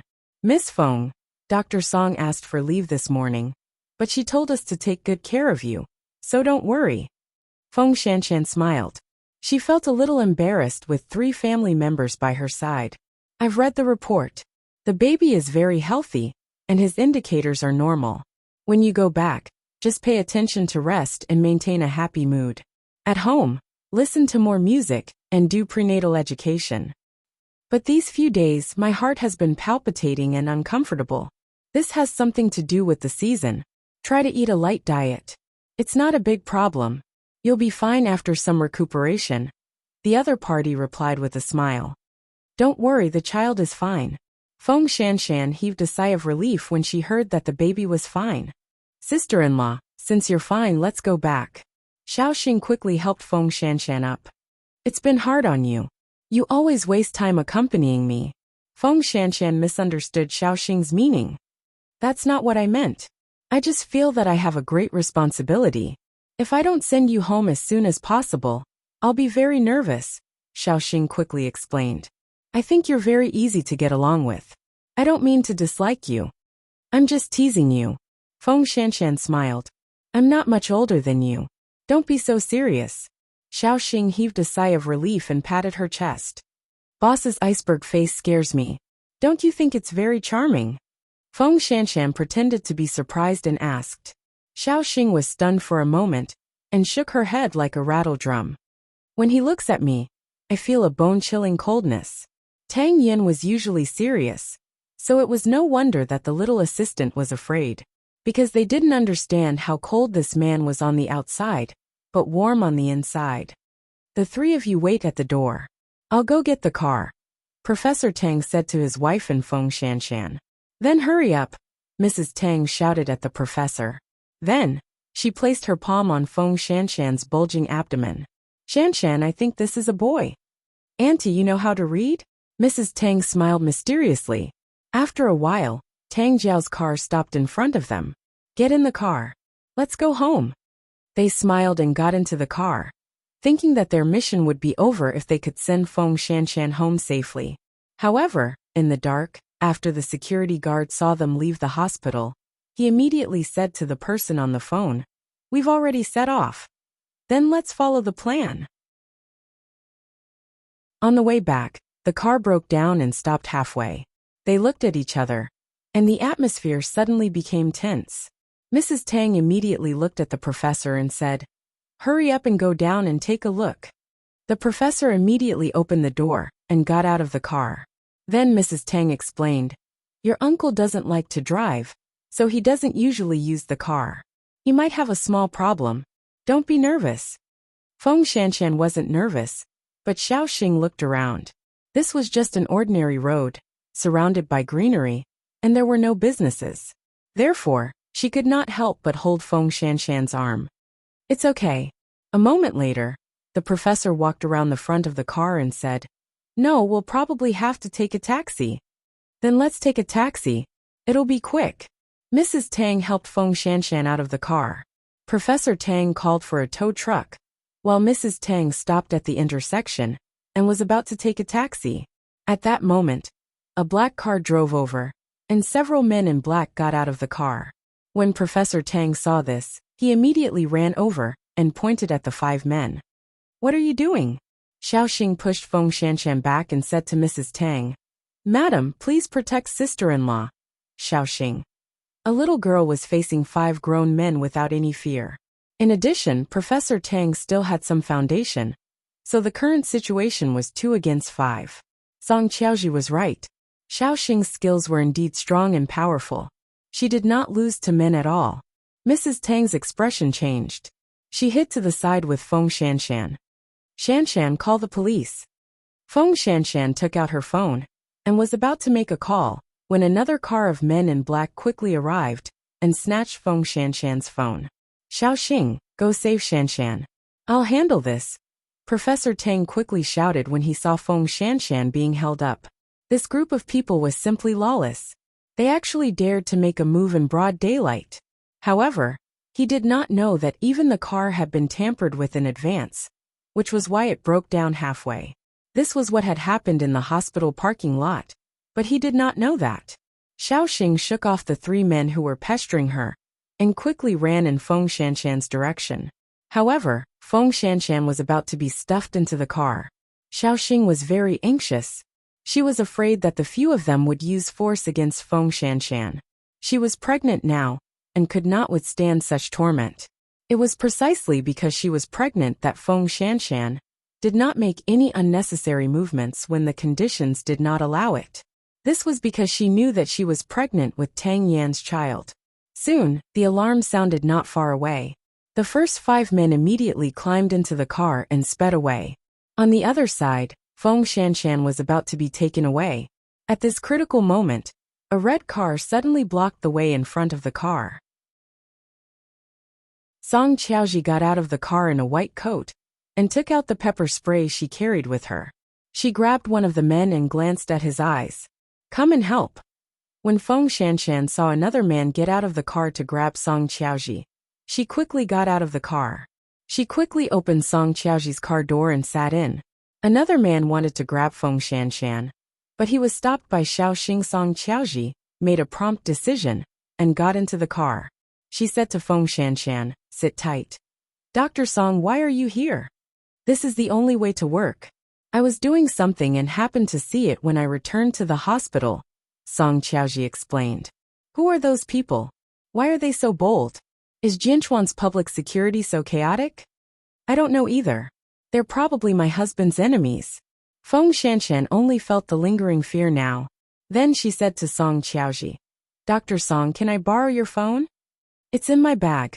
Her phone had been snatched, but Feng Shanshan remembered Tang Yan's phone number. However, Tang Yan could not be reached. Chapter 849. I'll send you to my house first. It's safe this way. When we arrive, I'll think of a way to help you inform them, Song Qiaoji said. Thank you, Dr. Song. After putting down the phone, Feng Shanshan finally understood what it felt like to tremble. Song Qiaoji looked at Feng Shanshan from the rearview mirror and thought to herself, what an innocent woman. What a pity. After all, Professor Tang was old and could not withstand such a big torment. When the police arrived, he was already so tired that he sat on the side and panted. Mrs. Tang hurriedly went up to take care of him. As for the men behind them, when they saw the police arrive, they scattered in all directions. In order to catch one of them, Xiaoxing had disappeared. I wonder how Shanshan is doing. Her phone is broken. Mrs. Tang picked it up from the ground and held it in her hand. Who are these people? Professor Tang wiped his sweat and said slowly. It might be someone trying to take revenge on Tang Yan. Fortunately, the doctor came in time. Then let's hurry to the hospital and contact someone to bring Shanshan back. Mrs. Tang helped the professor up. The two of them showed their identities and got into the police car. Give Tang Yan a call too. It can't get through, Mrs. Tang said bitterly. Really, how did we offend so many people? Isn't this what being a police officer is like? When revenge comes, it's impossible to guard against it. Professor Tang said helplessly. Tang Yan will investigate this matter himself when he comes back. I'm just worried about what will happen to Shanshan in the future. She will suffer with him. Mrs. Tang wanted to defend her nephew, but she didn't know where to start. Who wouldn't be afraid when a pregnant girl encountered such a dangerous situation? Don't talk so much. Let's go. The two of them wanted to go to the hospital and quickly contacted Song Qiaoji. On the other side, Song Qiaoji had already brought Feng Shanshan into the house. Sit anywhere. Don't be nervous. It's safe here. After Song Qiaoji entered the door, she handed Feng Shanshan a pair of slippers. You stay here for now. I think it's chaotic outside. It's enough for your family to handle. Dr. Song, can I use your phone again? Now. She was worried about the safety of Professor Tang and his wife. Also, she wanted to contact Mu Qiqi. At least, the only person she could think of now was Mu Qiqi. Take it. Song Qiaoji took out her phone and handed it to Feng Shanshan. Feng Shanshan immediately dialed, but found that the number could not be dialed at all. There was no signal. Dr. Song, can I go to the balcony? There's no signal here. Okay, I poured you a glass of water. Take your time. Song Qiaoji's smile was warm and not aggressive at all. After getting permission, Feng Shanshan immediately walked to the balcony. Other than Tang Yan's number, she could not remember Mu Qiqi's number completely. She could only try to call it. But at this moment she felt dizzy. By the time she reacted, it was already too late, and she fainted on the ground. Song Qiaoji could not bear to see her fall to the ground. Was a pregnant woman of 4 to 5 months going to die in her hands just like that? Then Chengbin called. Miss Song, can you hand him over to me now? I never intended to hand her over to you. I have other uses for Feng Shanshan, so I'll take her with me. I'll send you photos regularly. When the time comes, you can still lure Tang Yin into the trap. Song Qiaoji refused decisively. No, Mr. Jin sent you to assist me. What are you doing now? Chengbin said angrily on the other side of the phone. Don't play tricks on me. I'll do anything for revenge. You already have something on me. I won't give her to you. Besides, I'm only helping my father get rid of Tang Yin. I didn't say that I was going to hand over the pregnant woman. After saying that, Song Qiaoji hung up the phone. Everything was under control. She secretly sent her away. Then she drugged herself and fainted. Everything was flawless. Immediately after, the neighbors found that Song Qiaoji's door was wide open and immediately called the police. When Professor Tang and the other two arrived, Song Qiaoji was also sent to the hospital. The doctor said that she had inhaled a small amount of drugs, and Feng Shanshan had already disappeared. Professor Tang immediately panicked. Song Qiaoji also weakly apologized to the two elders. I'm sorry. I thought that we would be safe if I brought Miss Feng back to my house. I didn't expect someone to follow us. What could Professor Tang say? She had been dragged into this for no reason, and was now lying in the hospital injured. Could they blame her? Old Tang, Shanshan is missing. The child is missing. Think of a way. Think of a way to contact Tang Yin. Mrs. Tang was anxious. She was perfectly fine. She was handed over to us and now she's gone. If Tang Yin comes back and asks, how can we face him? Song Qiaoji closed her eyes as if she was thinking carefully. After a moment she said, before she fainted, Shanshan lent me her phone. I don't know who she called, but it might be someone she trusts. Think about it, other than her husband, who else does she trust? Professor Tang suddenly seemed to have woken up from a dream. Qiqi, but Qiqi is also sick at home now. How can I disturb her? I'll go back to the station first and tell the chief about this. I can only try to contact Tang Yin. Since the other party is here for Tang Yin, it means that they won't do anything to Shanshan for the time being. You make it sound so easy. Shanshan is pregnant now. She can't withstand any torture. Mrs. Tang was not so optimistic. Sigh. It's all my fault. Professor Tang was so anxious that he stomped his feet. The matter was neither big nor small, and it was even on the news. Then, Su Che received the news and immediately went into the office to tell Sheng Xiao. Feng Shanshan is missing. Sheng Xiao suddenly raised his head and looked at Su Che. When did this happen? I went home from the prenatal checkup in the morning. I was intercepted on the way. Now her whereabouts are unknown. President, should we tell Madam? Sheng Xiao shook his head. I know what I'm doing. Go and understand the process carefully. Chi'er could not know about this. This was because he knew Mu Qiqi's personality very well. She only cared about these few people. If she found out that Feng Shanshan was missing, she would not be able to quietly nurture the fetus at home. This was what Sheng Kai had said before. Jinbo had asked Chungbin to make a move. Now he had captured Feng Shanshan to deal with Tang Yen. Since it was to wait for Tang Yen, Feng Shanshan's life would not be in danger now. But he did not dare to think about whether the child could still be saved. At the Jianchuan branch office, the professor returned to the station and went straight to the chief's office. Chief, let Tang Yen come back. Something happened. He's on a mission now. He won't be back until the afternoon. Shanshan is missing. She's been kidnapped.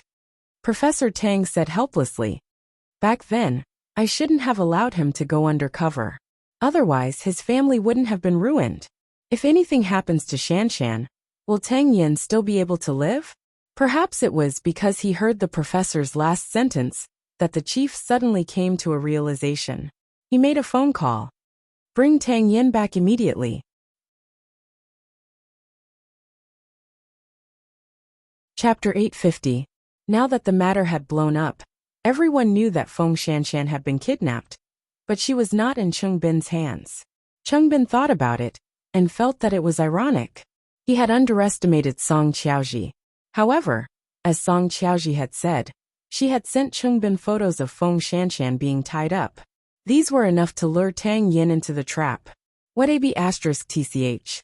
What if she told him to play the empty city ruse? However, he had no other choice now. He could only follow his original plan and find a pregnant woman to pretend to be her to lure Tang Yen out, even if it meant perishing together. However, Tang Yen was so cunning and had a close relationship with Sheng Xiao. If the two of them worked together, he might not have a chance of winning. Therefore, he called Jinbo Mr. Jin. Miss Song has taken her away. How am I supposed to deal with Tang Yen? Xiaoji has already reported this to me. Tang Yen is worried and confused. As long as you lure him, he will definitely take the bait. At this juncture, don't cause too many murders. Jinbo was unmoved. After all, between Chungbin and Song Qiaoji, he naturally trusted his daughter more. But you also know that Tang Yen is very cunning. He's been a criminal police officer for so many years. It's very likely that he'll see through it. That's why we have to continue holding him in our hands. Only then will he be obedient. With that, Jinbo hung up. Chungbin felt his mind explode. He was purely being used by Jinbo. He had taken such a big risk to capture her. But in the end, Jinbo had reaped the benefits while he had to perish together with Tang Yen. If he failed, then Feng Shanshan would still be in Jinbo's hands. Tang Yen would still not dare to act rashly. What a good plan. However, now that things had come to this, there was no turning back for him. In any case, if he killed Tang Yen, he had no intention of leaving alive. In the afternoon, Tang Yen finally rushed back from another city. However, when he returned to the police station, the news he received almost made him break down. Tang Yen, you have to calm down, the chief said to him with some heartache. Tang Yen did not say anything. He took off his police uniform and walked out of the police station. The chief was afraid that something would happen to Tang Yen, so he immediately got someone to stop him. Tang Yen, don't do anything rash. Don't forget your identity. Tang Yen didn't care about anything else. He just pushed away the people who came to stop him. I'll kill whoever stops me today. Xiaolong had never seen Tang Yen like this before. His eyes were red, and the veins on his neck were bulging. He was so scared that he took 2 steps back. Professor Tang felt extremely uncomfortable when he saw Tang Yen like that. He walked up and said, I know that if I don't let you go, you'll definitely go crazy. But Tang Yen, I want you to remember that if there's a glimmer of hope for survival, don't choose to die. If Shanshan and the child lose even a strand of hair, I'll make Qingbin die a horrible death. You're a cop. But who will pity my lover, my child? Tang Yen said sternly, then opened the door of the off-road vehicle. The chief wanted to get someone to tie him up, but Tang Yen took out a gun and pointed it at his head. Chief, don't make me crazy. Don't act rashly. All of you step back, the chief quickly shouted. Seeing this, Tang Yen put away his gun and drove away. He didn't want to be a police officer anymore, and he didn't want to be a captain anymore. Protecting the country and putting the people first were all thrown to the back of his mind. If he couldn't even protect the most important person, then what was the point of living in this world?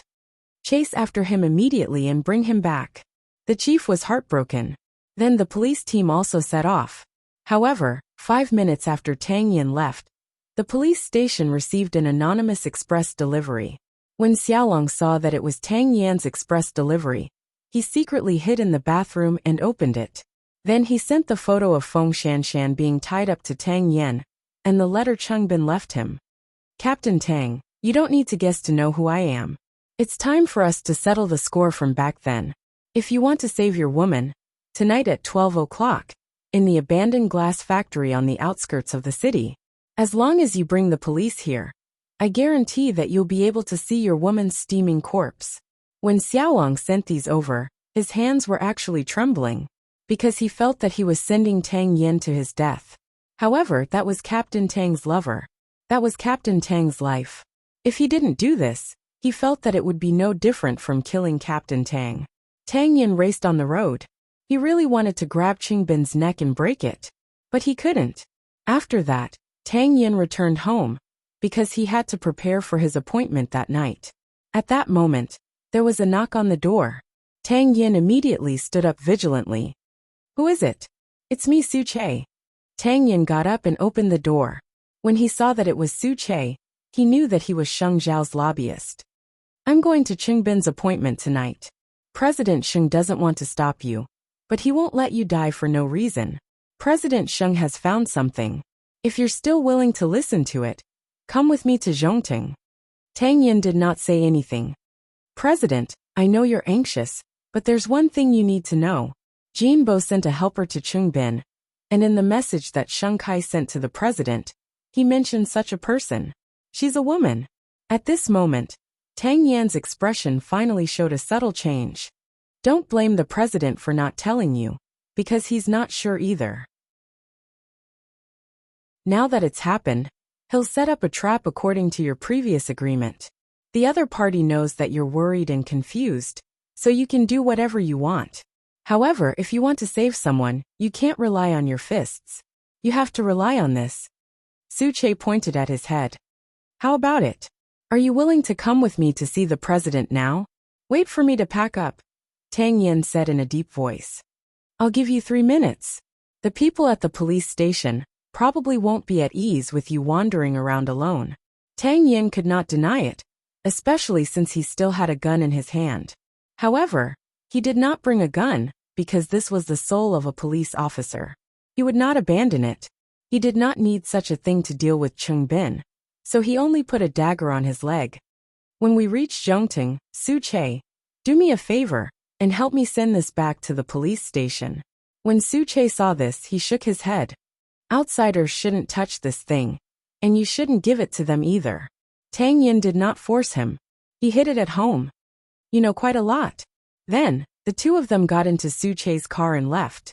Tang Yin did not drive his off-road vehicle out, because it would be too eye-catching. Soon, the two of them arrived at Zhongting. Su Che knew that in a situation where he did not know whether Feng Shanshan was safe or not, every minute and second was torture for him. However, the more it was like this, the more it tested a man's endurance. He had once been a spy, so he must have experienced this before. A moment later, the two of them entered Sheng Zhao's office. When Sheng Zhao saw him, he heaved a sigh of relief. At least, this person had not lost his mind to the point of being hopeless. Since you're here, let's cut the crap and sort out the key information. Chapter 851.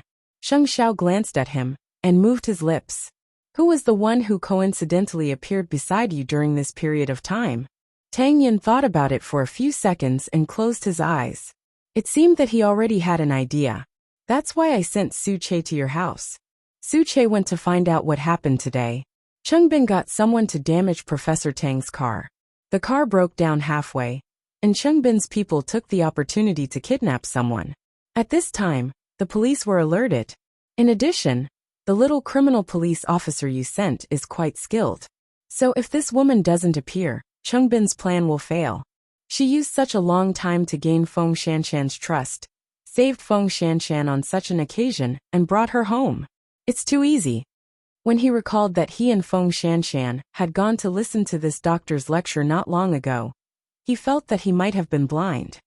Chungbin asked to meet me tonight. Having said that, Tang Yin took out his phone and placed it in front of Sheng Xiao. But I don't believe that Feng Shanshan is in Chungbin's hands. Sheng Xiao glanced at the photo on his phone and answered Tang Yin. Previously, Jinbo sent Xinyu over for Sheng Bowen's case. He said it was a gift for Sheng Kai. He's just finding an excuse to attack the Sheng family, and his real goal is to test my ability. Now Jinbo has sent another person to assist Chungbin. His purpose is to get rid of you. I believe that. After all, in Baisini's case, we found a lot of suspicious points related to Jinbo. He has this reason to get rid of you. But it turns out that Jinbo must have a backup plan. Why would he hand Feng Shanshan over to Chungbin just to help him take revenge? What if Chungbin fails to take revenge, and you don't get rid of him? Wouldn't his plan be in vain? So Feng Shanshan should be in this woman's hands. Do you remember that Chi'er gave Feng Shanshan a headset with a GPS? At the mention of the GPS, Tang Yan's eyes lit up because the jewelry was still on Feng Shanshan's body. He had never asked her to take it off. Thinking of this, he immediately took out his phone. But the signal was not connected to Feng Shanshan's locator. His heart sank into the abyss once more. Tang Yan put down his phone and closed his eyes again to sort out his thoughts. I have to go because I can't afford to gamble. Sheng Xiao, you know that. If there was anyone in this world who could understand the torment in his heart, it was Sheng Xiao. Without Feng Shanshan and Mu Qiqi in this world, these two men were just shells without hearts and walking corpses. Of course you have to go, but not to die. Sheng Xiao looked at him firmly. Do you remember what we said? Set a trap. Tang Yan had nothing now, and he didn't care about anything. Every second that Feng Shanshan was outside was like pouring oil on his heart. What do you think? President, the police are here. Before the two of them could say a few words, Su Che entered the door and interrupted them. Take the elevator and leave. I'll call you on the way. Tang Yin nodded and immediately got up. He followed Su Che and bypassed the police. Then old Chung came to the door. When he saw Sheng Xiao, he was very respectful. CEO Sheng, I'm really sorry to disturb you. Has Captain Tang been here before? I'm leaving, Sheng Xiao replied as he leaned against the sofa. Then, did he say where he's going? To save someone. Sheng Xiao's answer was equivalent to not answering. CEO Sheng, we're just afraid that something will happen to Captain Tang. Sister-in-law has been taken away. We're also very worried. But impulsiveness won't solve the problem. Don't worry. He's not as weak as you think. With that, Sheng Xiao got up and returned to his desk. Actually, if he wanted to know whether Feng Shanshan was in Chungbin's hands or not, he only needed to trick her. Then, Sheng Xiao asked the technical department to quickly strengthen the search for the locator on Feng Shanshan's body. Today was the day of the prenatal checkup. Logically speaking, Feng Shanshan should have called Mu Qiqi after she was done. However, it was already evening, and she still hadn't received any news from Feng Shanshan. Sheng Xiao had already called Mama Sheng in the morning. He couldn't let Mu Qiqi see the news on TV or on her phone. But this was the information age. Mama Sheng tried her best to distract Mu Qiqi, but after dinner, she still said to Mama Sheng, Mommy, I want to go down and see Feng Shanshan. Didn't eighth brother say it? It's better if you don't go out. But I can't get through to Feng Shanshan's phone. Mu Qiqi was a little worried. She rarely does this. She also has a husband and a family. If something really happens, she'll definitely tell you. Don't worry. You're pregnant now, so don't let your imagination run wild. Go to sleep. Mama Sheng looked at the time. Mommy, I'll wait a little longer. Mama Sheng was helpless, so she looked at Papa Sheng. Papa Sheng had an idea, and immediately took out the design drawings. Since you can't sleep now, come and take a look at the baby's toys. I plan to build a playground for my little grandson in the garden. These are my design drawings. Qiqi, take a look. When Mu Qiqi saw the drawings, her gaze was indeed attracted. Seeing this, Mama Sheng finally heaved a sigh of relief. After nightfall, Jianchuan was extremely hot. Tang Yin sneaked into the abandoned site in advance. Then, he lay on the ceiling and installed a pinhole camera. In such an empty hall, there was nothing. Other than an abandoned table, there was nowhere to hide. After observing the surroundings, Tang Yin left the abandoned site and lay beside a garbage station not far away. Tonight was the final battle between him and Cheng Bin. It should have been settled a long time ago. He only regretted not killing this group of people when he was a spy. That was why there was such a situation now. The person he loved the most was being held hostage by this group of people. Then Sheng Xiao called. I found an address near Cheng Bin's house. Give me the signal source and the address, Tang Yin said in a low voice over the phone. I can't wait any longer. If you rashly go to Cheng Bin's house, there will definitely be a trap. Do you think he doesn't know what you're thinking? Moreover, Su Che just came back from that area and heard about something. A family lost a pregnant woman and has already reported it. What did this mean? Feng Shanshan was indeed not in Cheng Bin's hands. In order to pass off the fake as the real one, Cheng Bin had caught someone else to replace her. If this is true, what do you plan to do with that innocent pregnant woman? Tang Yan's hands could not help but tremble.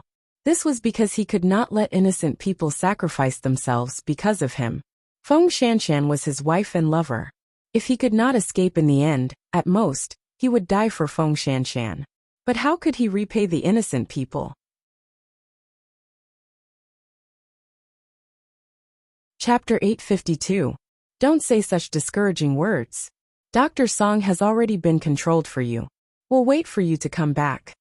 It all depended on whether Jin Bo wanted Song Qiaoji or Feng Shanshan. Thank you. There were thousands of words, but there was nothing else. There was not much hesitation between men. They were straightforward with each other. During this time, Sheng Xiao asked Su Che to secretly check the surveillance cameras around Song Qiaoji. How did she get out, where she was hiding now, and if it was really that difficult to find out? Moreover, the jewelry that should have appeared on Feng Shanshan's body had appeared near Cheng Bin's house. However, the person in Cheng Bin's hands was not Feng Shanshan. What did this mean? The things on Feng Shanshan might have been sent to Cheng Bin in order to pass off the fake as the real one. Half an hour after you go in, I'll call the police. Whatever you want to do, settle it within that half an hour. Why didn't he call the police from the beginning? What if their judgment was wrong? Whether it was Feng Shanshan or another pregnant woman, their lives were equally important. Therefore, Sheng Xiao gave him half an hour to settle his personal grudges. Tang Yin put down his phone and sat next to the trash heap because he could observe the situation of the abandoned glass factory nearby. He could also immediately know that Cheng Bin had brought someone over. He only hoped that the heavens would bless him and not let him be alone again. Or, let him die alone and not hurt his wife and children. At 8:30 p.m., Sheng Xiao was still not home. Mu Qiqi woke up from her nap and found it strange that she did not see him. She called Sheng Xiao. Why aren't you home tonight? Sheng Xiao was in the car. When he heard the little one's voice, he immediately let go of his fierceness and said to her, Secretary, he asked me to go over. Mom said you were still sleeping, so I didn't call you. Is there something urgent? Probably, Sheng Xiao said lightly, trying his best to make his tone sound calm. All right then. Come back early. When you're back, bring me to see Feng Shanshan. I haven't been able to contact her all day. I don't know what's wrong. Okay. Sheng Xiao only said one word. Then you go ahead. With that, Mu Qiqi hung up. She did not know why, but everyone was acting strangely tonight. However, no matter how strange it was, she was still pregnant and could not act rashly. Even if it was only a 10-minute distance, she promised that she would not go out. It was 10 o'clock at night. The Jianchuan branch office was still in an emergency meeting because Sheng Xiao brought news about Tang Yin. He also said that the two of them had agreed to meet at midnight. He was worried that Tang Yin would use too much force and cause both sides to suffer a loss in the end. Sheng Xiao was calmer than the director. If Tang Yin is really a reckless person, he wouldn't have endured it until now. He doesn't want others to be implicated because of him. So, director, you shouldn't worry about whether he will get into trouble or not. Instead, You should think about how to help him save people.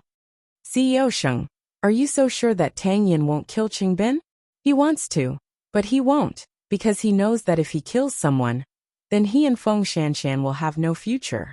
Not only that, but he also has the self-awareness as a police officer.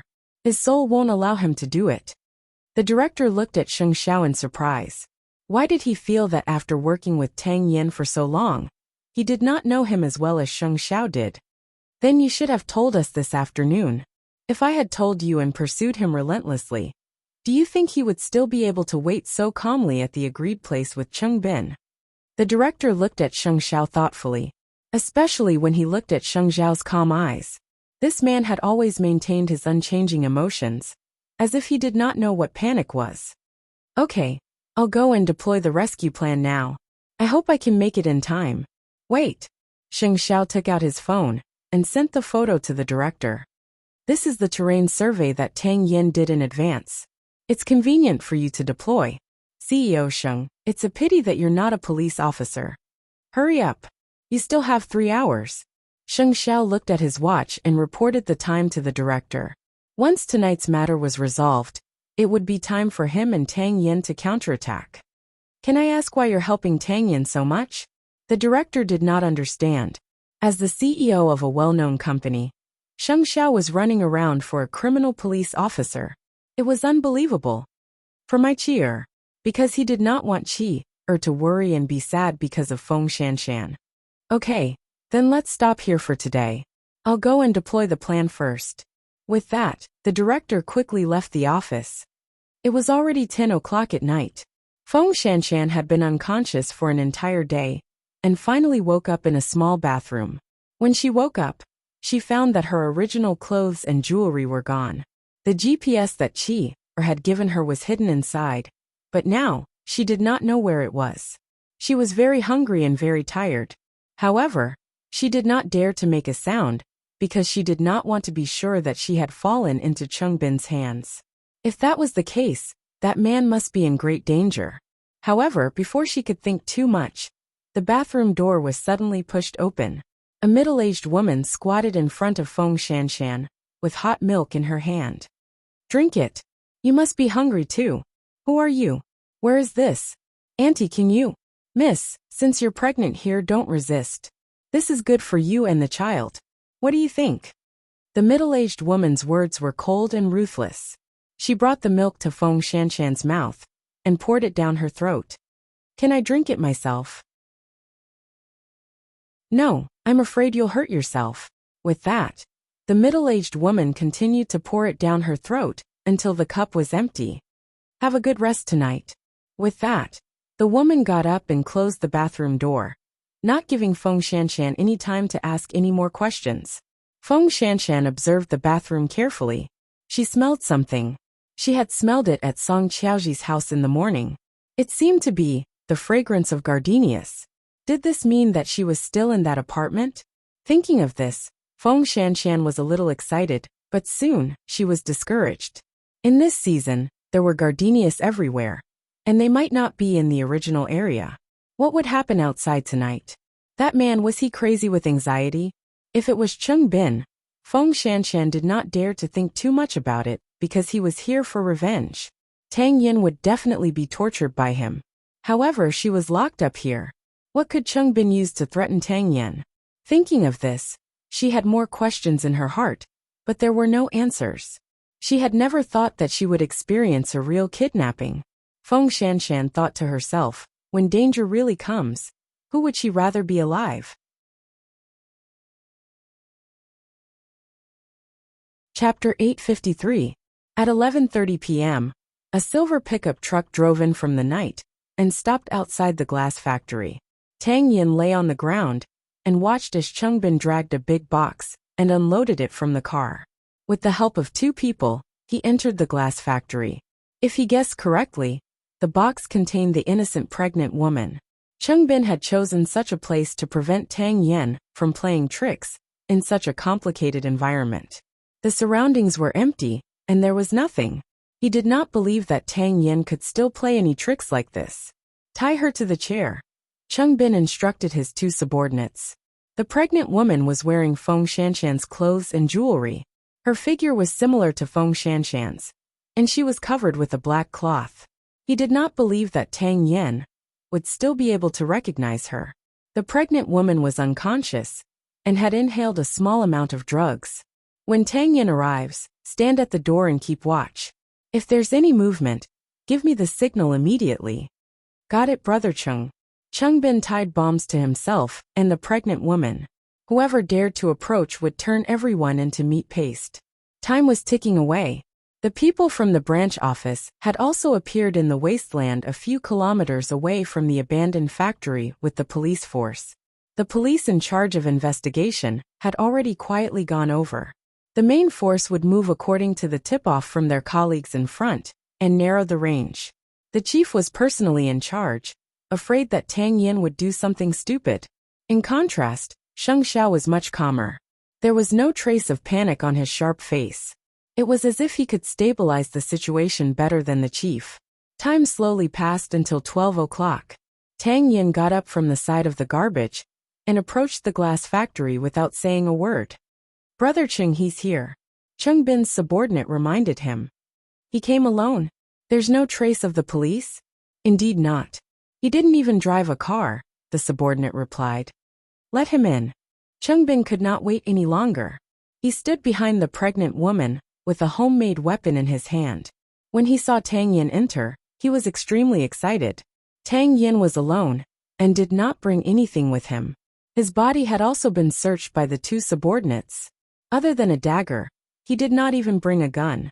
A criminal police officer did not bring a gun. I'm here. Tang Yin walked to a place 4 meters away from Cheng Bin and stopped. What do you want for you to let her go? Release him? Cheng Bin laughed.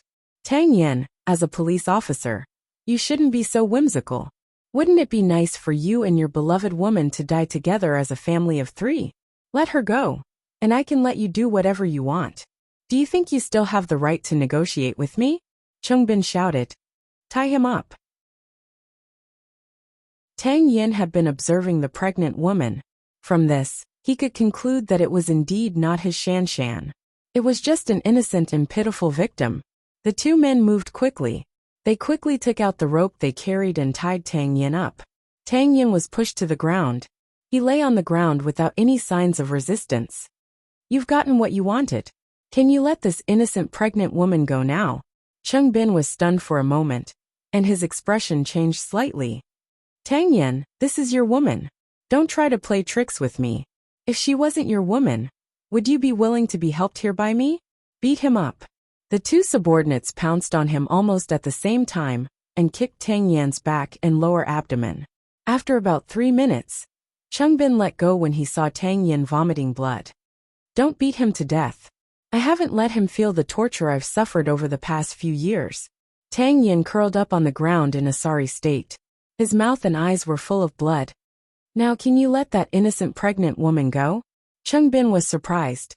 Seeing that Tang Yin was willing to be beaten, he almost laughed out of anger. How do you know that she's not your woman? Shanshan doesn't have such a big shoe size. Cheng Bin looked at the woman's feet and immediately deflated. He nodded.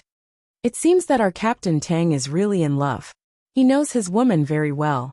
Since you've already recognized her, I'm not afraid to tell you that she's indeed not your woman.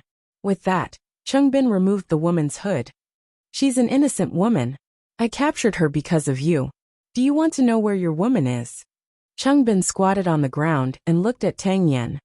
She's in a dark place, covered in blood. Oh right, she even had a miscarriage. Did you know that? Blood flowed all over the ground. I've never seen such a tragic scene. Shut up. Tang Yin shouted sternly. Shut. Ahem up. Cheng Bin took the opportunity to grab Tang Yin's collar and fiercely pull him in front of him. So many brothers have gone to prison because of you. Their families have all been ruined. Their wives are sick and dead. Your woman's current state is considered light.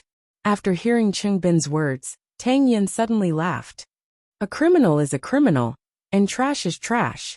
Even sophistry can be so shameless. Because of your so-called brothers, who sell drugs and commit all kinds of crimes. How many families in this world have been broken up and their families separated? You're talking to me about justice. Chungbin was suddenly enraged. He punched Tang Yan's face again, and again to vent the hatred in his heart. They're all our brothers. They're brothers with you, but they're enemies with me. A police officer is a police officer, and a bandit is a bandit. Tang Yan answered firmly. Chungbin could not tame Tang Yan, so he stood up in exasperation. Then he slowly revealed a meaningful smile. Didn't you say that a police officer is a police officer and a bandit is a bandit? All right, then I'll let you, a police officer, kill the pregnant woman in front of you with your own hands. Let's see how many tough bones you still have. After hearing Chungbin's words, Tang Yan suddenly laughed, even though he was covered in injuries. Looking at you like this, I'm even more certain that my woman is intact, because you're just a pawn of Jinbo. You don't have the right to control my woman. As long as she's not in your hands, what do I have to fear? I killed a pregnant woman because you threatened me. The law will give me a lighter punishment, but you will die a graveless death. Who do you think will be able to leave alive today? Chungbin suddenly sneered. You and I should all be buried with our dead brothers. On the other side, the chief was very anxious. How's the situation inside? Chungbin is very agitated. Captain Tang's situation isn't good. If he gets beaten again, I'm afraid he won't be able to take it. He can take it, Sheng Xiao told the chief with certainty. He told me that he'll wait for me for half an hour.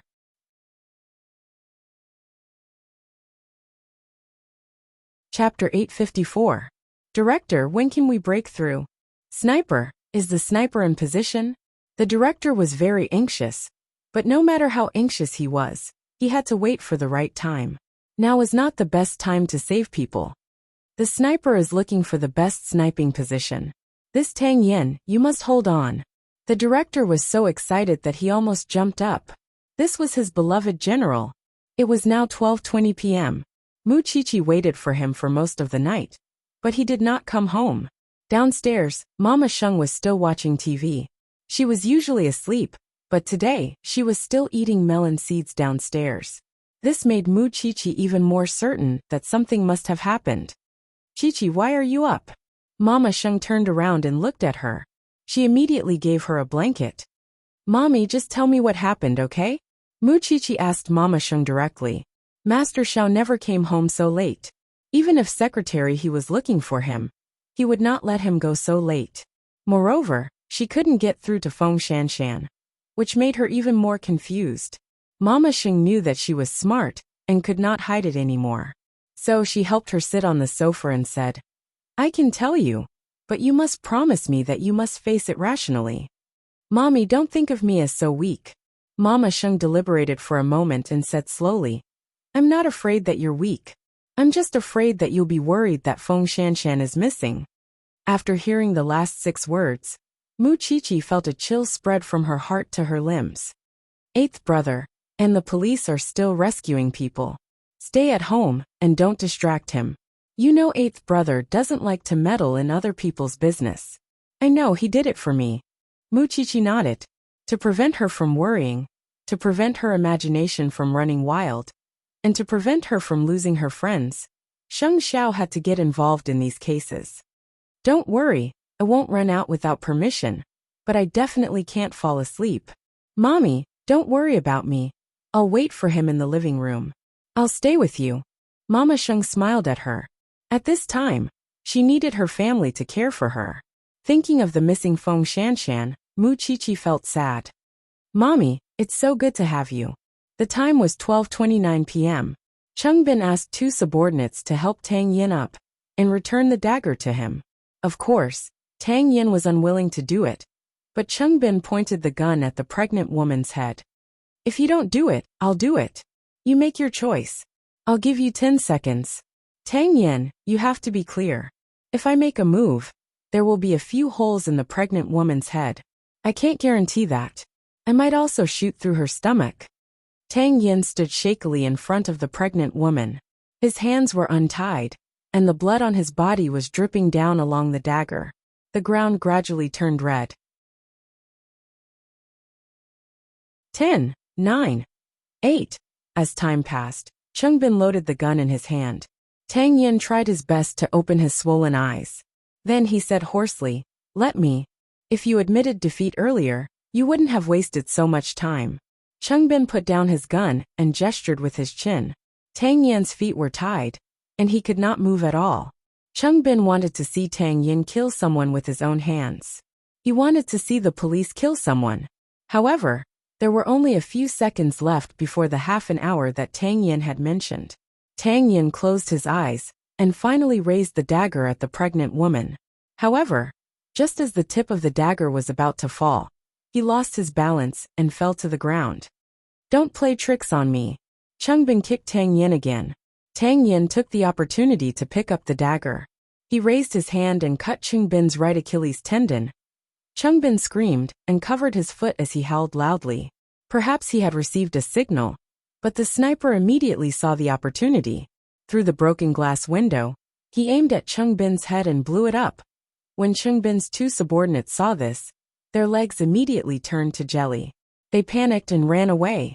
However, the police had already taken control of the surroundings.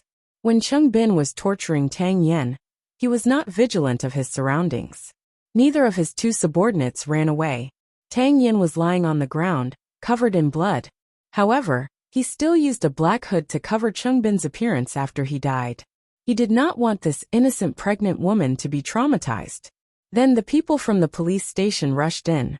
After confirming that Changbin was dead, they carefully removed the bomb and destroyed it. Old Chung and Officer Long immediately went forward to save him. "Captain Tang, are you all right?" He was covered in blood. How could he be fine? "Tang Yan?" The chief's expression was also full of concern. "I can still hold on." After Tang Yan said this, he fainted. However, he said it while looking at the chief and Sheng Xiao. "What are you waiting for? Hurry up and send him to the hospital." The chief immediately ordered Old Chung when he saw that he had fainted. Seeing this, the chief sighed. "At least there's no big trouble. CEO Sheng, you know Tang Yan. It's too late today. CEO Sheng, go home and rest." "Tang Yan, don't worry, I'll make the arrangements. This is my left arm. Can I break it myself?" Seeing the blood on the ground, Sheng Xiao returned to the car. He rubbed the space between his eyebrows and instructed Su Che, "Drive. Let's go home. Young madam already knows." Sheng Xiao did not say anything. He just took a deep breath. Even if he went home now, he would have an explanation. At 1 o'clock in the morning, Sheng Xiao finally returned home. When he saw Mu Chi-Chi lying on the sofa, he quietly took off his coat and hung it on the hanger. When Mu Chi-Chi woke up and saw Sheng Xiao, she immediately propped herself up. "How is it?" Sheng Xiao did not answer. He unbuttoned his shirt, sat on the sofa, and pulled Mu Chi-Chi into his arms. "Changbin is dead." Then Captain Tang. "In the hospital," Sheng Xiao answered. "Everything is under control. Don't worry." Then Feng Shanshan. "Is there still no news? We also have something on her, so you just need to stay at home and wait for the news." Sheng Xiao held her shoulder and comforted her. "It's 1 o'clock. If you don't sleep, the baby needs to sleep too. You've been tired all day. I'll go get you a bath." "No need. I'll take a shower. You go back to your room first." Mu Chi-Chi knew that even if she had big questions, she could not ask too much, so she obediently returned to her room. Sheng Xiao followed her back to her room and saw her lying on the bed with her eyes closed. After washing up, he lay beside her.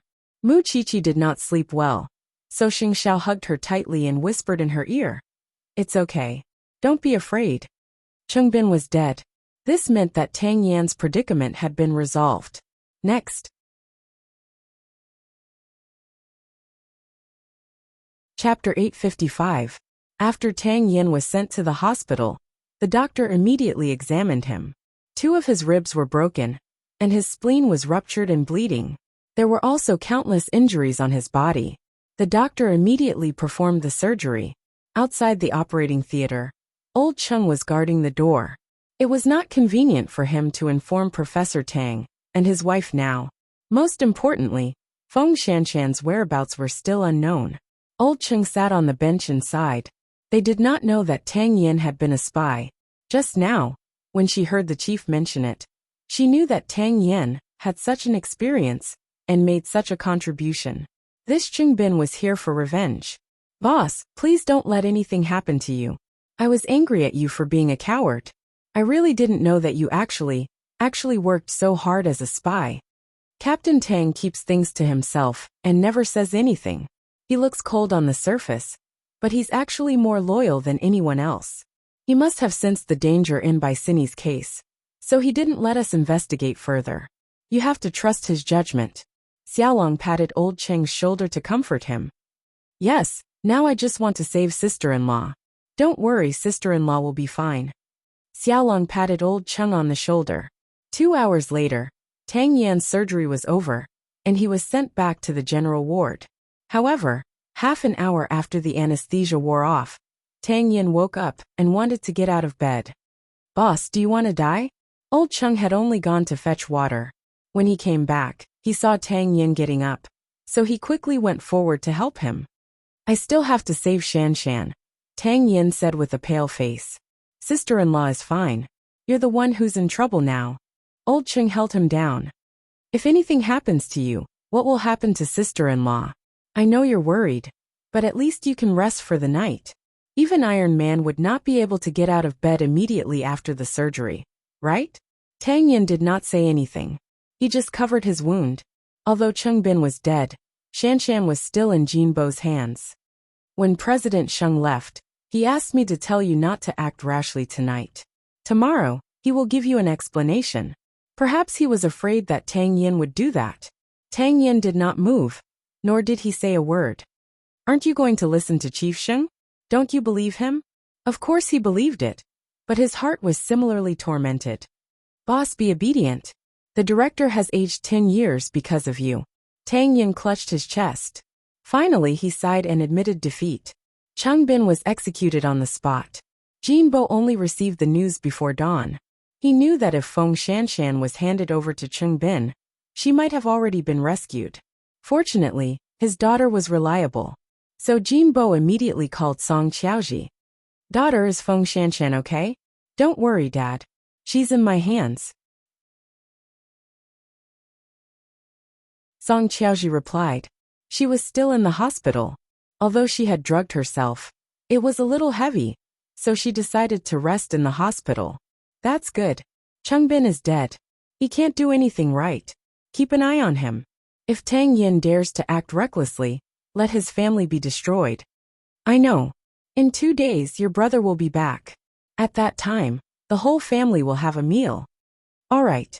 From the beginning to the end, Song Qiaoji appeared very calm because she and her so-called father were not as close as she had imagined. Then the two of them hung up the phone. At that moment, a figure flashed into the ward and quickly placed a dagger on Song Qiaoji's neck. I'm afraid you won't be able to have a meal. Miss Song, come with me. Song Qiaoji knew that she could not see the person's face clearly, so she was taken away from the hospital. She wanted to ask for help, but the hospital seemed to have been bribed by that person and did not give her a chance to see him. Then, Song Qiaoji was brought back to her home and tied to a chair. Who are you? Song Qiaoji's head was covered as she asked the agile man. You don't have to be afraid. At most, you'll be treated the same as Feng Shanshan tonight. You'll be treated the same way she was treated. I don't know what you're talking about. I didn't kidnap Feng Shanshan. Song Qiaoji immediately resisted. I'm also a victim. Besides, I saved her yesterday. You don't have to tell me this. Someone will come looking for trouble with you tomorrow morning. With that, the man lay down on the sofa and copied Song Qiaoji's phone number. What the hell are you doing? Don't touch my things. I'm just a weak woman. Don't go too far. The man was unmoved. After copying the number, he threw the phone in front of her. You're not a woman. You're a poisonous snake. Then Song Qiaoji fell into panic. The next morning, Song Qiaoji woke up and found herself on a reef in the sea. Beneath her feet was an abyss. She was still tied up, and if she moved slightly, she could fall to her death in the pile of rocks. Dr. Song, is there anything you want to tell me? Not far away, Tang Yan covered his wound and sat next to her. For example, tell me, where is my wife now? I don't know what you're talking about. Tang Yan, you're a police officer. How can you break the law? It doesn't matter if you don't tell me. There will always be someone willing to tell me. With that, Tang Yen dialed the number that Song Qiaoji had called last night. Hello. Jinbo still did not know that Song Qiaoji had been arrested. Mr. Jin, right? Jinbo's body trembled, and he immediately sat down. Who are you? Song Qiaoji is in my hands. Do you want Song Qiaoji or Feng Shanshan? You can make a choice immediately. You also know that as police officers, we also have a set of methods to extort confessions. If she accidentally says more in front of me, I can't guarantee that I won't leak it out for you. If you want to destroy my family, I'll also make you unable to live in peace. Jinbo reacted for a moment and knew the other party's identity. You're Tang Yen. I've already resigned from my position as a police officer. I just want to play a game with you. Do you want to continue holding Feng Shanshan hostage, or do you want your daughter? The corners of Jinbo's mouth trembled a little, but he steeled his heart and said, If you have the ability, kill her. I have many daughters, and she's not missing. Besides, you won't be able to get anything out of her. Tang Yen, you're just wasting your energy. Of course, I'm willing to keep Feng Shanshan. This way, you won't dare to act rashly. Alright then. It looks like you've chosen not to have your daughter. With that, Tang Yen grabbed Song Qiaoji's hand and pushed her down the rock. Song Qiaoji screamed, No!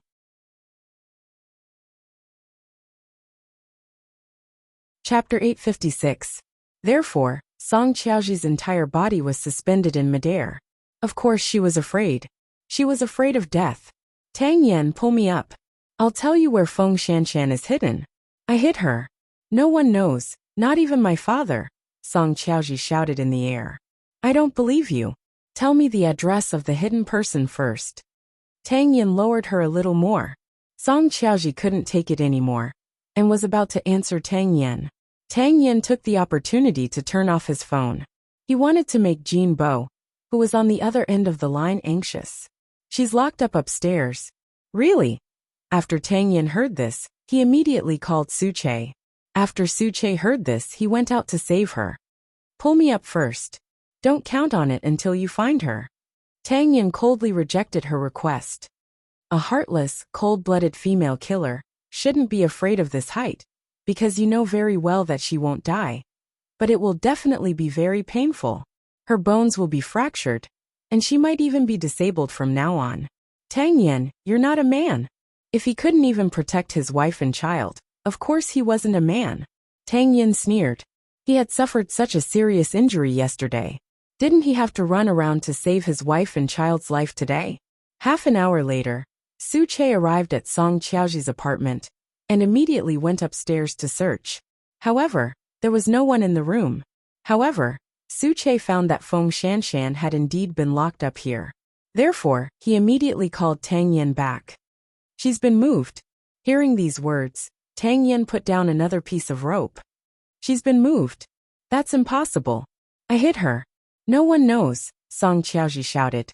Tang Yen didn't want to waste his breath with her, so he pressed the remaining rope under the rock. If you can hold on until someone comes to save you, you'll be lucky.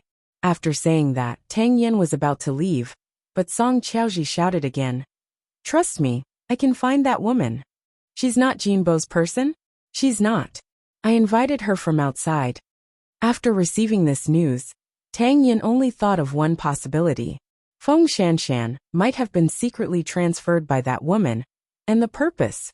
When he thought of this, Tang Yan's heart tightened again, but he also relaxed a little.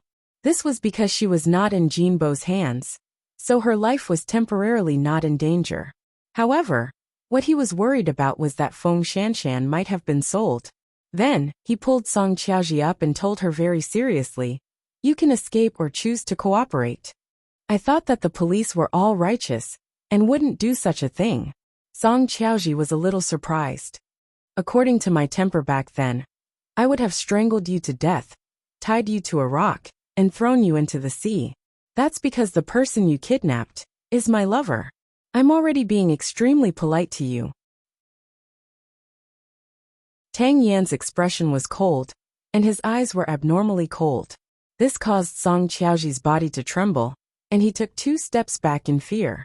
because she believed that Tang Yin could really kill for Feng Shanshan. But you should also thank me. If I didn't take Feng Shanshan away and hide her, would you have been so easy to deal with Cheng Bin? After hearing this, Tang Yin frowned slightly. He did not understand. Go find him. I promise you. At this moment, the hospital was in a complete mess. When old Cheng came to deliver food this morning, he found that Tang Yin had already disappeared. He could not be found anywhere, and he did not bring any identification or other things.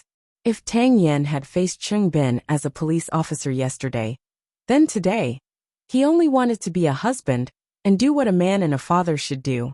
If he could not find Feng Shanshan, he did not want to return to the police force, because he felt that his life had lost its meaning. For this reason, old Cheng went to Zhongting to look for Sheng Xiao. However, Sheng Xiao only gave him one sentence. Give him some time. Then he won't. Old Cheng was afraid that he would be impulsive and make a mistake. After all, which man would not go crazy when he encountered such a thing? That's also his choice. Old Cheng thought about it carefully. If it were him, he might not be able to do better, so he gave up. I understand. At this moment, Song Qiaoji brought Tang Yin to a housekeeping company near the apartment. How dare you kidnap someone so brazenly? Song Qiaoji did not answer him. She only found the woman's information from the housekeeping company and handed it to Tang Yin. It's this woman. Tang Yin struggled to support his body and fell to the ground. Song Qiaoji immediately wanted to help him up. How are you? You can run away now. Song Qiaoji shook her head. My identity has been exposed. Where else can I run to? Whether it's you or Dad, I can't explain it to them. I'll find Feng Shanshan first. And then you'll think of a way to trick her away. You'd better use all your connections to find her one step ahead of time. Otherwise, when my dad gets his hands on her, you won't be able to get anything. Tang Yin closed his eyes and calmed himself down. Then, he sent the woman's information to old Cheng and Sheng Xiao. Help me find her. Shanshan is in her hands. Since she was not in Jinbo's hands, wouldn't it be much easier? The police station and Sheng Xiao began to work. I suddenly don't understand you. Tang Yin sat on the ground and looked at Song Qiaoji. You don't need to understand. Don't touch Bai Sini's case anymore. Someone from above will take over this case. Protect your wife and child well. You. Tang Yin was a little surprised, but it was only for a moment before he hid his emotions. Song Qiaoji seized the opportunity to grab the ashtray on the housekeeping company's desk and smash it at Tang Yin's head. Then she took the opportunity to escape. Sir, are you okay? Sir? The housekeeping company's staff had only gone to make tea. When they came back and saw this scene, they were shocked. Tang Yin covered his head and stood up. He couldn't care less about anything else now. Finding the person was more important.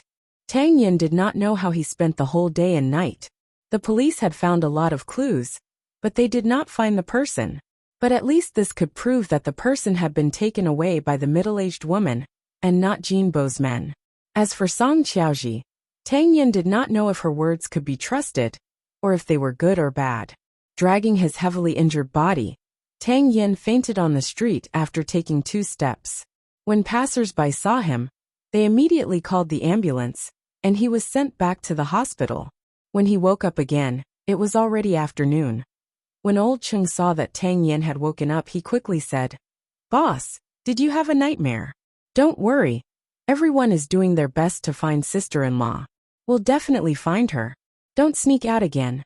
When sister-in-law finds out, she'll definitely be very sad. Tang Yin sat on the hospital bed in a daze. He had never felt this way in so many years. I'm afraid.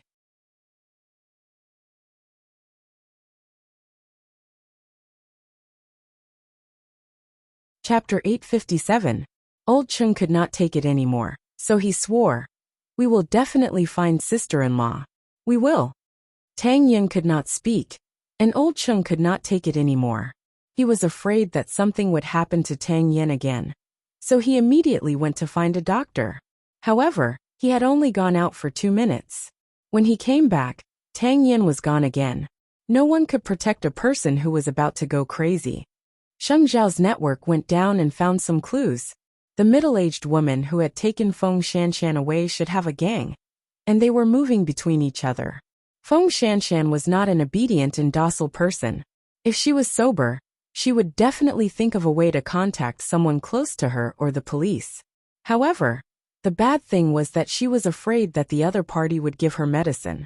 Adults could endure the torture, but what about the child in her womb? After an entire day of investigation, the police locked onto the suspect and the suspect's car. In the end, they found that the car with Feng Shanshan was speeding towards J City. That place was a mess, and Jinbo had many eyes and ears. If Feng Shanshan was really taken there, the consequences would be unimaginable. Sheng Xiao had promised Xiao Qi, or that he would give Tang Yin an explanation. Therefore, after receiving the news, he immediately asked Su Che to take action. Don't drive. I know your motorcycle skills are very good. Take a shortcut and intercept them. You know the license plate number. After Tang Yin came out of the hospital, he immediately called Xiao Long to confirm the current progress. Although Xiao Long knew that he should not tell him, he still could not resist his interrogation. So he told him the license plate number and the direction in which Feng Shanshan was being sent. Tang Yin did not say anything. He went straight home. Enduring his injuries, he rode his motorcycle and chased after Su Che. Along the way, he thought like crazy that if that group of people dared to do anything to Feng Shanshan, he would not care about the consequences and make them die without a complete corpse. Time passed minute by minute, and the effects of the medicine on Feng Shanshan's body gradually faded. However, when she opened her eyes, other than the middle-aged woman who was looking at her, there was also a middle-aged man and a young man who was driving. You, where are you going? There's no room for you to ask. Rest. The middle-aged woman was still very stubborn. Are you short of money? As long as you send me back, my husband will give you a lot of money. We don't lack money, we lack women. The middle-aged man replied with a chuckle. Feng Shanshan lay in the car and did not dare to move. After all, she had not eaten anything since yesterday. Now, her entire body was weak and did not have the slightest bit of strength. It seemed that she couldn't do anything to these three people now, but she missed Tang Yin. She didn't know how he was, and whether he was still alive. Chengbin was so crazy. If something happened to Tang Yin, what would happen to her and the baby in the future? Thinking of this, Feng Shanshan could not help but feel sad, and tears flowed from the corner of her eyes. Perhaps seeing that she was sad, the middle-aged woman immediately said, "It's useless to cry. When you get there, serve your new man well. In the future he will make you comfortable." Feng Shanshan could not move and could only cry, because she knew what it meant. The truck was still moving forward. It was getting further and further away from Tang Yin. What should she do? What could she do? Along the way, Su Che ran at full speed, not daring to slack off at all. In only 2 hours, he arrived at the exit of the highway ahead of time and waited at the toll booth. Then he took out a photo and the license plate number and said to everyone at the toll booth, "If you see this car, please stop it. My pregnant sister has been kidnapped. Please pay attention. The police are also chasing after her." After the toll collectors at the toll booth saw this, they silently remembered it in their hearts. About an hour later, the truck with the 2 license plates drove into the toll booth. The toll collector immediately informed his colleagues. However, they did not know what was going on. They were more afraid that Su Che was the bad guy. So after some discussion, they stopped the car for inspection. Perhaps he realized that something was wrong. So the man driving the car wanted to break through the barrier and run away. However, before he could change gears and speed up, his body was pulled out of the window by a strong force. Then, the toll collector immediately helped and controlled the car. "What are you doing? You're scaring my pregnant wife." The middle-aged woman immediately blocked Feng Shanshan, but Feng Shanshan pushed her away with difficulty. I don't know them." After Su Che dealt with the young man, he went to the front of the car and saw Feng Shanshan lying in the back. He immediately felt relieved. Su Che. When she saw Su Che, Feng Shanshan's tears immediately came out. At this moment, Tang Yan's car also arrived at the toll booth.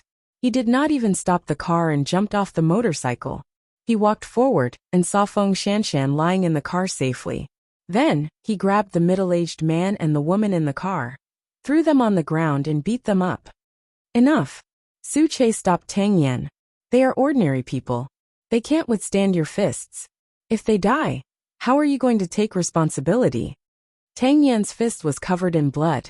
He punched the road, and the bones of his knuckles were exposed. Just wait to go to jail. If it weren't for the fact that he had to take care of Feng Shanshan, he would have torn these people into pieces. However, his only trace of rationality pulled at him. So he stumbled to his feet, but after taking 2 steps, he fell in front of the car. Captain Tang? Captain Tang? Feng Shanshan heard it, and was very anxious. Tears flowed out uncontrollably. Why were there so many injuries on his body? Soon, the ambulance and police car arrived. After understanding the situation, the 3 human traffickers were brought back to the police station, while Tang Yin and Feng Shanshan were sent to the nearest hospital. Su Che stood guard outside the operating theater with his arms crossed. He had not let Xing Xiao down. He had finally brought them back.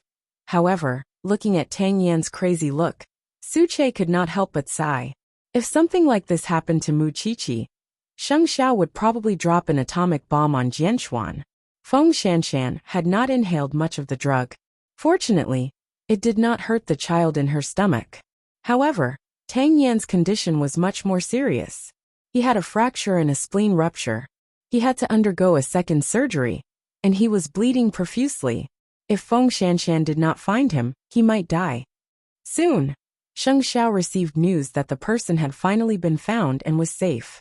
However, if he was placed in a remote hospital, it was inevitable that Jin Bo's people would not target him. Therefore, Xing Xiao sent 10 bodyguards over. In addition to the people from the police station, even if Jin Bo had the intention, it was impossible for him to take advantage of the situation. Mu Qiqi, who was at home, finally heaved a sigh of relief.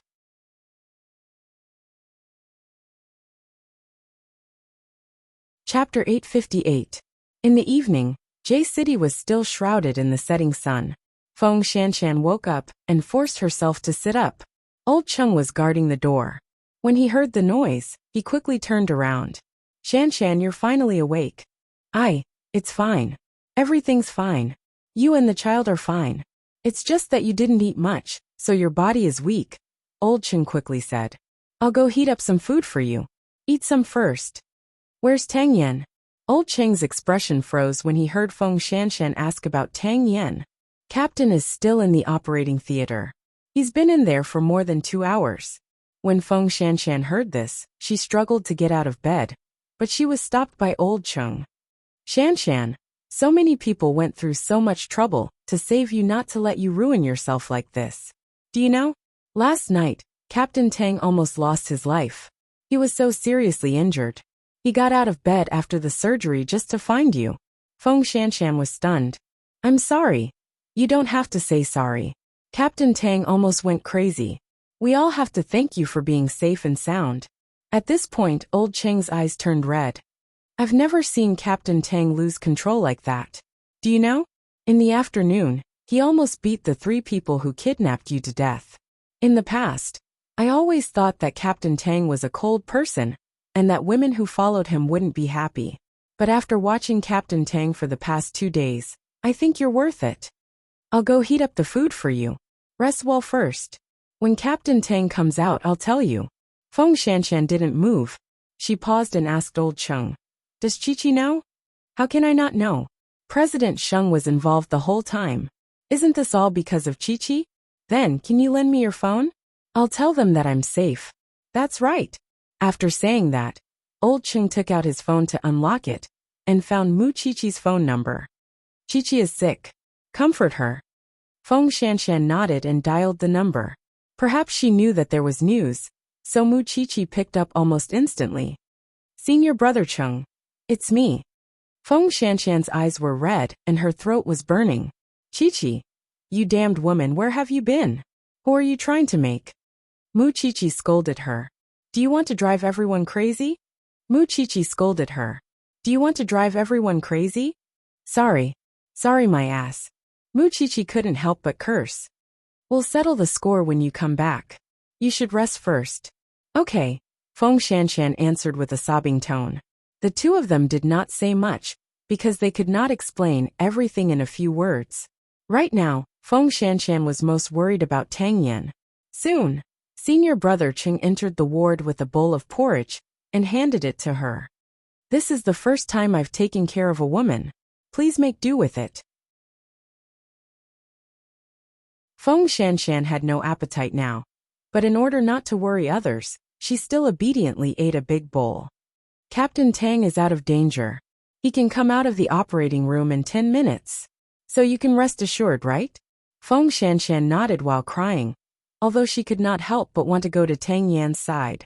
Meanwhile, Su Che returned to Jianchuan to report to Sheng Xiao. You've worked hard.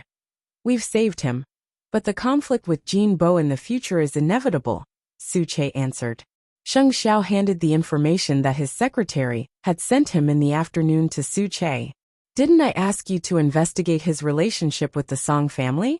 Now, he's moved all his educational institutions and financial companies to Jianchuan. He wants to compete with you, President. Su Che took it and started reading. We'll talk about this in the future. Keep an eye on Tang Yan. You've worked hard during this period of time.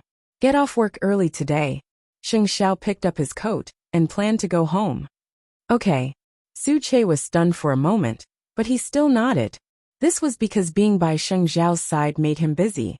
Now that he was free, he suddenly did not know what to do. After all, he was a person who had nothing to worry about. Thinking of this, Su Che rode his bike to J City. It was better to help watch over him tonight. At 7 o'clock in the evening, Tang Yan finally got off the operating table and was sent to the general ward. However, the doctor gave him a death order. You must stay in bed for half a month. Otherwise, don't even think about keeping your life.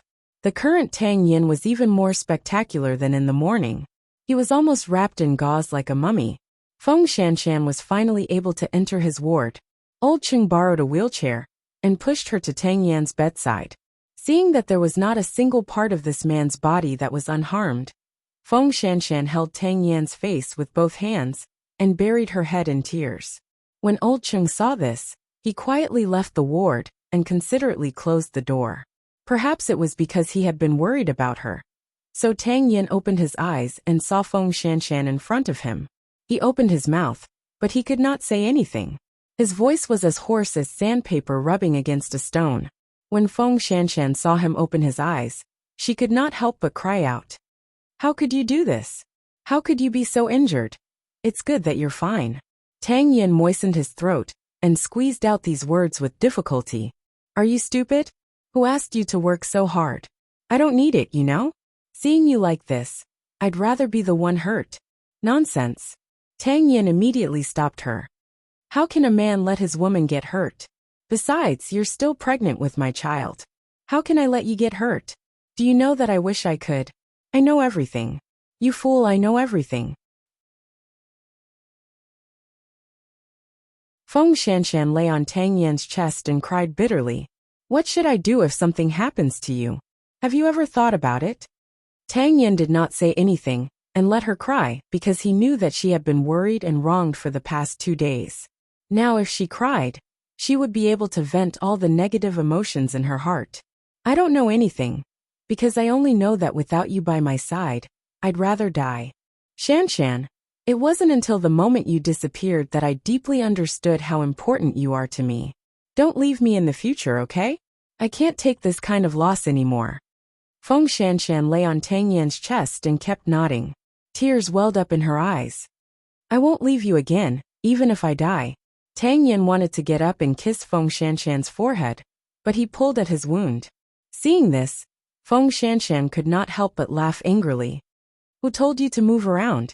After saying that, she leaned over and kissed Tang Yan's dry lips. I'll be by your side forever. We won't be separated.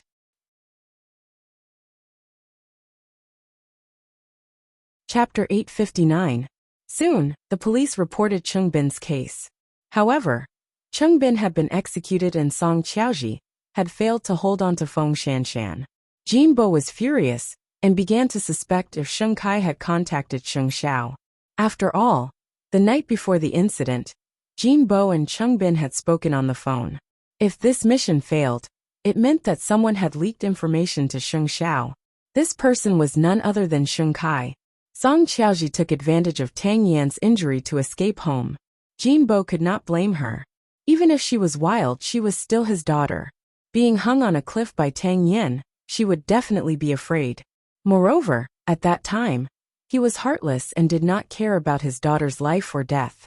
Song Qiaoji did not hold a grudge against him. If he wanted to blame someone, he could only blame the person who had informed Sheng Xiao.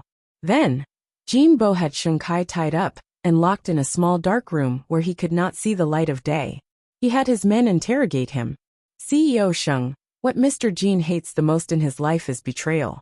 He trusted you so much and even handed Chongrong Electronics over to you. Aren't you letting him down? Sheng Kai's hands were tied, and he hung in the air. His expression was a little wooden. I don't know what you're talking about. If you hadn't tipped Sheng Xiao off, how would he have known that Miss Song was helping Cheng Bin? I don't know what you're talking about. The Sheng family and I are irreconcilable. How could I help Sheng Xiao? It looks like you want to taste something even more powerful. In the dark and boundless room, Sheng Kai's screams could be heard. Mixed with the humidity of the basement, it could not help but make one's heart tremble. After Song Qiaoji's identity was exposed, of course, she could not return to the hospital to work, so she followed Jin Bo to serve him. Mr. Jin, Sheng Kai still refuses to confess. He insists that he doesn't know anything. The interrogator tortured Sheng Kai for an entire night, but he did not get anything out of him. I'd rather kill 1,000 wrongly than let one go. Sheng Xiao made me lose 2 helpers and even save Tang Yan. It's not too much for me to make the Sheng family lose 1 person. Dad, Cheng Bin didn't tell Sheng Kai about me. Why is Sheng Kai to blame? Song Qiaoji did not understand. And think about it. If Sheng Kai had known, Sheng Xiao wouldn't have allowed me to stay by Feng Shanshan's side for so long. Didn't you have a use for him? Why are you venting your anger on him now? After Jin Bo heard this, he looked at his daughter in confusion. Are you sure he doesn't know? Think about it. Cheng Bin went crazy for revenge. Why would he tell Sheng Kai about such an important matter? Song Qiaoji asked Jin Bo in return, just to test whether Sheng Kai is loyal or not. Jin Bo thought about it and felt that it made sense. But now, I've already used a heavy punishment. If you really want to keep Sheng Kai as a pawn, then leave him to me. I promise that he will never betray you. Song Qiaoji promised Jin Bo. Your brother will be back soon. Take care of these things quickly. Jin Bo's reply was a tacit agreement. Why did he insist on keeping Sheng Kai alive? Because after his son returned, he would make even bigger moves against Jianchuan. At that time, it would not be easy to find a scapegoat. A person as suitable as Sheng Kai was 1 in a million. Song Qiaoji nodded and went to the basement. Seeing the man covered in wounds, Song Qiaoji felt that this was the most manly Sheng Kai had ever been. She had used so many tools to extort a confession, but he did not say a single word. Then, Song Qiaoji had someone send the unconscious Sheng Kai to her new residence. Then she personally stitched up Sheng Kai and applied medicine. Because there was no anesthetic, Sheng Kai woke up. When he saw Song Qiaoji, he frowned and looked defensive. Don't move. You're seriously injured now. If you want to live well, then listen to my arrangements. As Song Qiaoji applied the medicine for him, she said to him seriously, you know your situation. If you follow my father, you'll only die. Although I don't know who pushed you in back then, I believe that the Sheng family wants to drag you out. You are Godfather's daughter? Although I'm his daughter, I'm just one of his many daughters. I'm not worth much, Song Qiaoji explained. Because of your news, Sheng Xiao saved Tang Yan. But you're in danger because of it. Do you blame him? Sheng Kai didn't know what to feel. The reason why he gritted his teeth was because he knew that as long as he admitted it, there would only be a path to death. I'm not as noble as you think. I hate the Sheng family. This is deep-rooted. Besides, I'm not helping him. I'm just helping myself. After you leave my door, don't trust anyone, especially my father. But you have to pretend to obey him. That way, you'll live longer. After Shunkai heard this, he sneered. You should know your role. From the beginning, you were the scapegoat that my father chose. As for whether you were going to replace him, or my brother in the end, no one knows. Then why are you doing this? Shunkai looked up at Song Qiaoji. You're Jinbo's daughter. Why?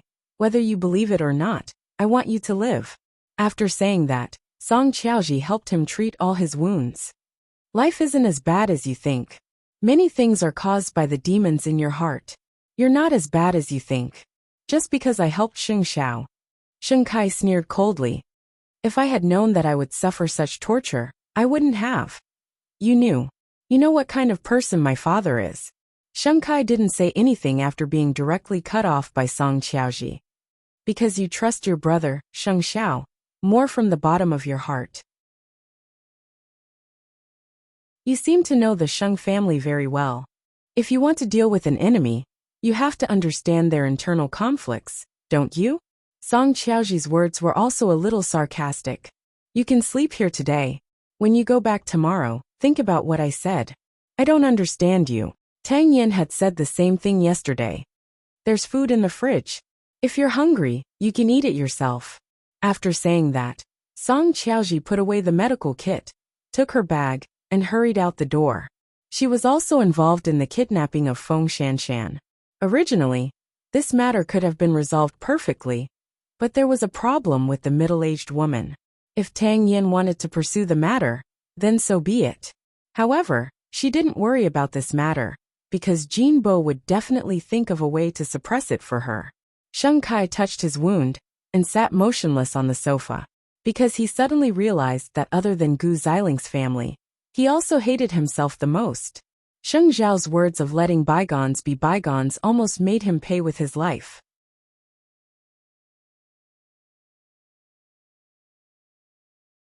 Chapter 860. Tang Yin had a fever for a day and a night. In the evening, he was transferred to the hospital in Jianchuan. When Professor Tang and Mrs. Tang received the news, they rushed to the hospital. When they saw their nephew in such a state, Professor Tang almost cried. Shanshan, you haven't slept for a day and a night. Now that Tang Yin is back, your aunt and I are here to guard him. You should go back and rest. Professor Tang saw Feng Shanshan's haggard face, and quickly persuaded her. Now that Cheng Bin has been brought to justice, and there are so many police officers accompanying him, don't drag yourself down. When the time comes, won't his heart ache? That's right, Shanshan. Go back and pack some clothes for Tang Yin. Mrs. Tang said as she grabbed Feng Shanshan's hand. Feng Shanshan wanted to wait for Tang Yin to wake up, but when she thought of her own condition, she did not insist. Xiao Xing felt guilty about Feng Shanshan being kidnapped, so she walked up to Feng Shanshan and lowered her head. Sister-in-law, I'll send you home. This time, I promise to complete the mission. Okay. Feng Shanshan did not blame her at all. Soon, Xiao Xing sent Feng Shanshan back to the villa. However, when she opened the door, she heard Mu Qiqi's voice behind her. Feng Shanshan turned around and saw her. Her eyes reddened. Mu Qiqi did not say anything. She went forward and hugged her. Who are you trying to scare to death? I'm sorry. I haven't slept well for the past 2 days. Dark circles have appeared under my eyes. It's all your fault. Mu Qiqi gently patted her shoulder. Do you know how much I wanted to come down from above? I tried my best to hold it in. Then I thought, if this person really doesn't come back, what should I do in the future? Who should I take revenge on? At that moment, Feng Shanshan could not say anything. She could only let Mu Qiqi vent her anger, because she knew that Mu Qiqi had been suffering for the past 2 days. Then, Feng Shanshan saw Sheng Xiao behind Mu Qiqi. She let go of Mu Qiqi and walked up to Sheng Xiao. She bowed deeply.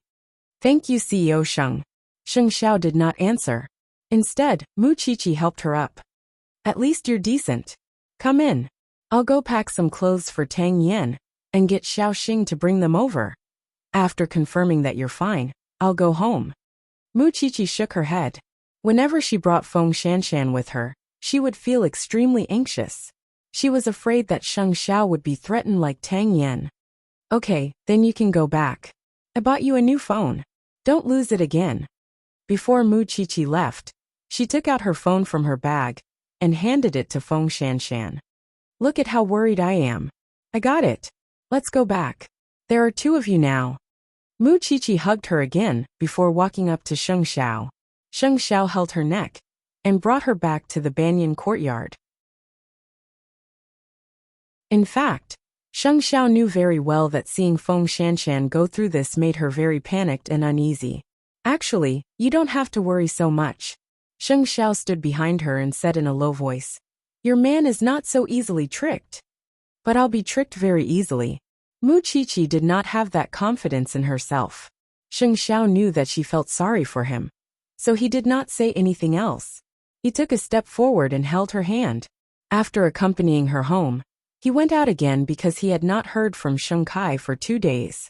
If Sheng Kai was suspected by Jin Bo, then no matter what method he used to contact Sheng Kai, it would only push Sheng Kai deeper into the abyss. Although Tang Yen and Jin Bo were the ones who had fought with Cheng Bin, the ones who were really competing in the dark were him and Jin Bo. Once Cheng Bin died, Jin Bo's fear of him would definitely deepen.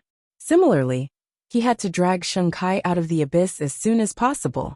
Mu Qiqi watched Sheng Xiao go out. Although she really wanted to see Tang Yen, she did not want to experience such a thrilling separation, because she did not believe that she would be lucky enough to be safe. Mama Sheng seemed to have seen through her thoughts and said, Xiao Qi, actually, you don't have to be so nervous. Mommy, you have to be nervous. There's a 100% chance of an accident happening. Before that person is caught, I'll try my best not to leave the house. Anyway, the outside world is saying that I'm seriously ill. If I go out, wouldn't it attract attention again? Mama Sheng stroked her hair with heartache. You care too much about eighth brother. Is that so? Yes. Mama Sheng nodded. There's nothing wrong with that. I admit it. It was only a few months, not a lifetime. Mu Qiqi did not think of this as so tragic. Besides, weren't all celebrities like this when they got pregnant? She enjoyed it, and did not feel that there was anything to feel sorry for. In the afternoon Zhongteng, Su Che followed Sheng Zhao's instructions, and went to inquire about Sheng Kai. In the end, he found out that Sheng Kai had already returned home. He's covered in injuries. He must have been tortured, but Jin Bo let him go. This doesn't seem like Jin Bo's style. Sheng Xiao frowned and his expression was fierce. Su Che had been with him for so long, so he more or less knew that this was a sign before he got angry. What does the president plan to do next? I'll drag Sheng Kai back now. Jin Bo will definitely try his best to get rid of him, because he already knows a lot of Jin Bo's secrets. Unless he's still useful, Jin Bo won't keep him alive. After saying this, Sheng Xiao fell into deep thought. How big of a trap would he have to set for Sheng Kai to be safe? Or could it be that he had to figure out what happened 25 years ago and fight Jin Bo head-on? Would there be an end to this matter? Sheng Xiao thought that he should go to the Shen family again tonight. After Sheng Kai was saved by Song Qiaoji and returned home, he saw Jin Bo at home.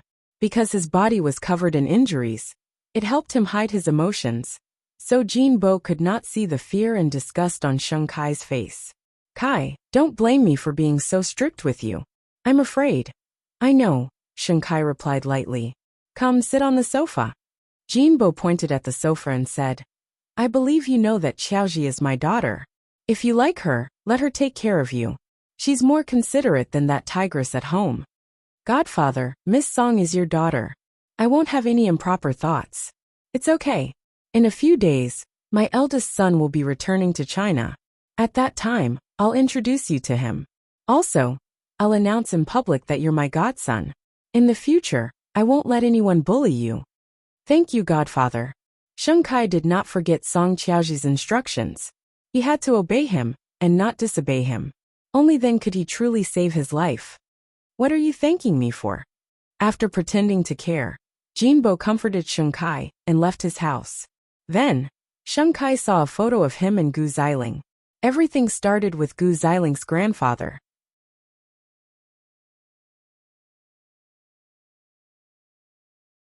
Chapter 861. After nightfall, Sheng Xiao brought Mu Qiqi back to the Shen family. Old Master Shen saw that the little one looked good. As if presenting a treasure, he led Mu Qiqi to the study, and gave her a brocade box. "This is my gift for my little great-grandson." "Grandpa, you're too stingy." Grandpa Sheng knew that I was pregnant, but he said he would give me all of Huang Yao's shares. Mu Qiqi deliberately teased him. "How can that be the same? Your grandpa isn't a businessman. He can't take out tens of thousands. If you want it, then take it.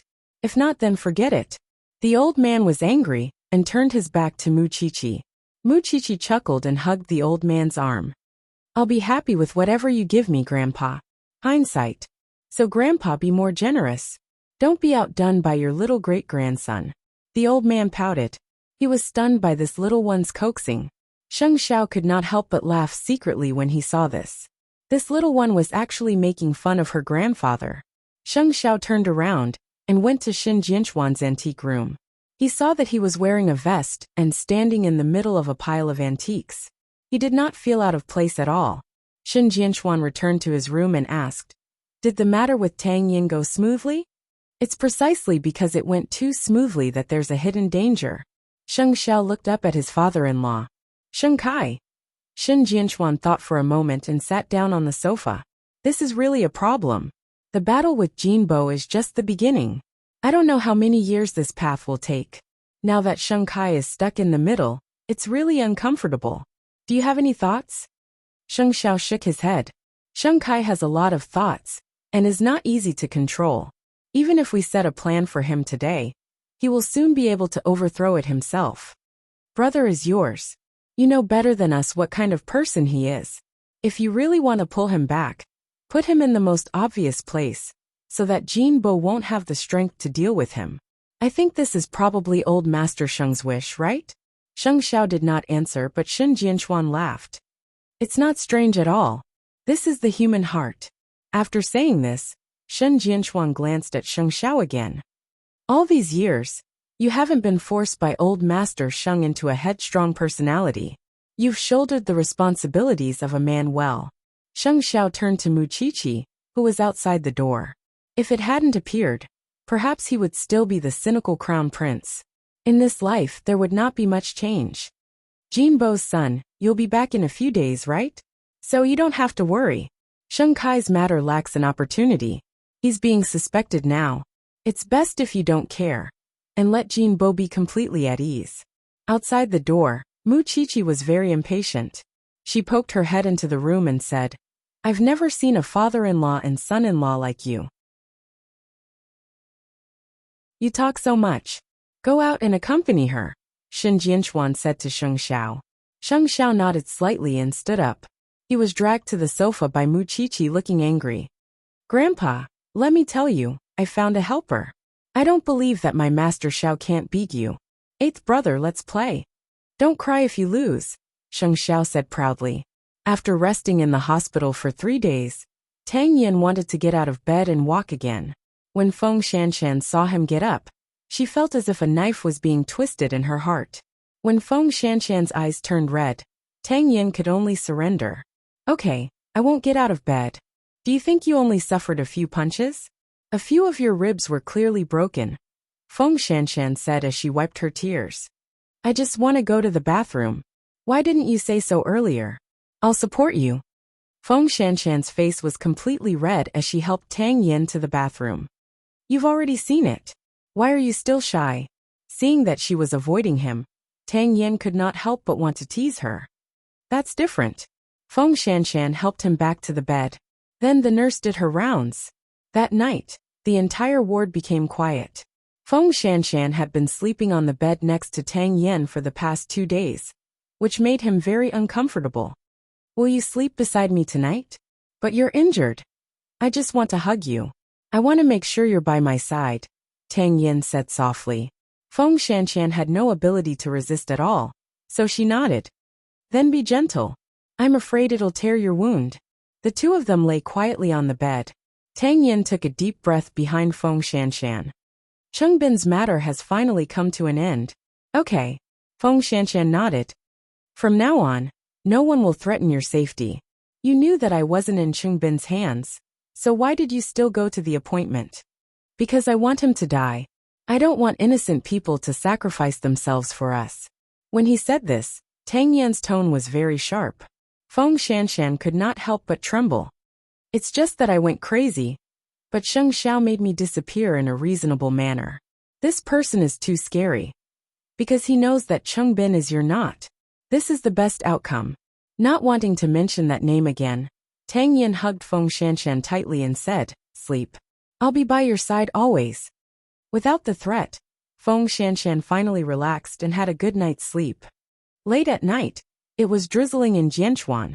When Mu Qiqi woke up and saw that there was no one beside her, she knew that Sheng Xiao was still in the study. So she put on her coat and quietly pushed open the door of the study. In the room, Sheng Xiao was wearing a black shirt. There was an indescribable sexiness to him, especially when he revealed his collarbone. Mu Qiqi felt that she was about to have a nosebleed from this man. What's the problem? It's so late, and you're still not sleeping. Sheng Xiao saw her sitting on him and subconsciously hugged her. Sheng Kai. What happened to Sheng Kai? He spread the news and was targeted by Jin Bo. He's been tortured for a few days. After Mu Qiqi heard this, she wrapped her arms around Sheng Xiao's neck. My man, right? There's always a way to solve problems. In this world, there's nothing that can't stop him. It's just that you haven't thought of it yet. Your trap is full of tricks and strange tricks. You can even pull Captain Tang back, let alone a mere Sheng Kai. Thank you for thinking so highly of me. Sheng Xiao looked at this thing and scoffed. My son and I will cheer for you. I want a daughter, Sheng Xiao answered as he looked at her belly. No, I just want to bully my son. Who told you to always bully me here? My son is like you. I feel comfortable bullying him. You're a medical student. Don't you know that the chances of a son resembling a mother are higher? Mu Qiqi was speechless. It was said that a pregnant woman would be stupid for 3 years. She was only 2 months pregnant, and she was already this stupid? But I still want a son. Moreover, I've already chosen a name. Fifth aunt said that the child's name should be grand. I don't think it's grand enough. It has to be domineering So, if I really have a son, I'll call him Sheng Batian. You're tuning in to the Li Mei's Wuxia Whispers YouTube channel. We're so grateful for your support, and don't forget to subscribe to join us on this incredible journey through captivating stories. Your generosity through donations truly makes a world of difference, as it's the primary source of revenue that allows me to expand and enhance this channel for you. Thank you from the bottom of my heart for being a part of this adventure.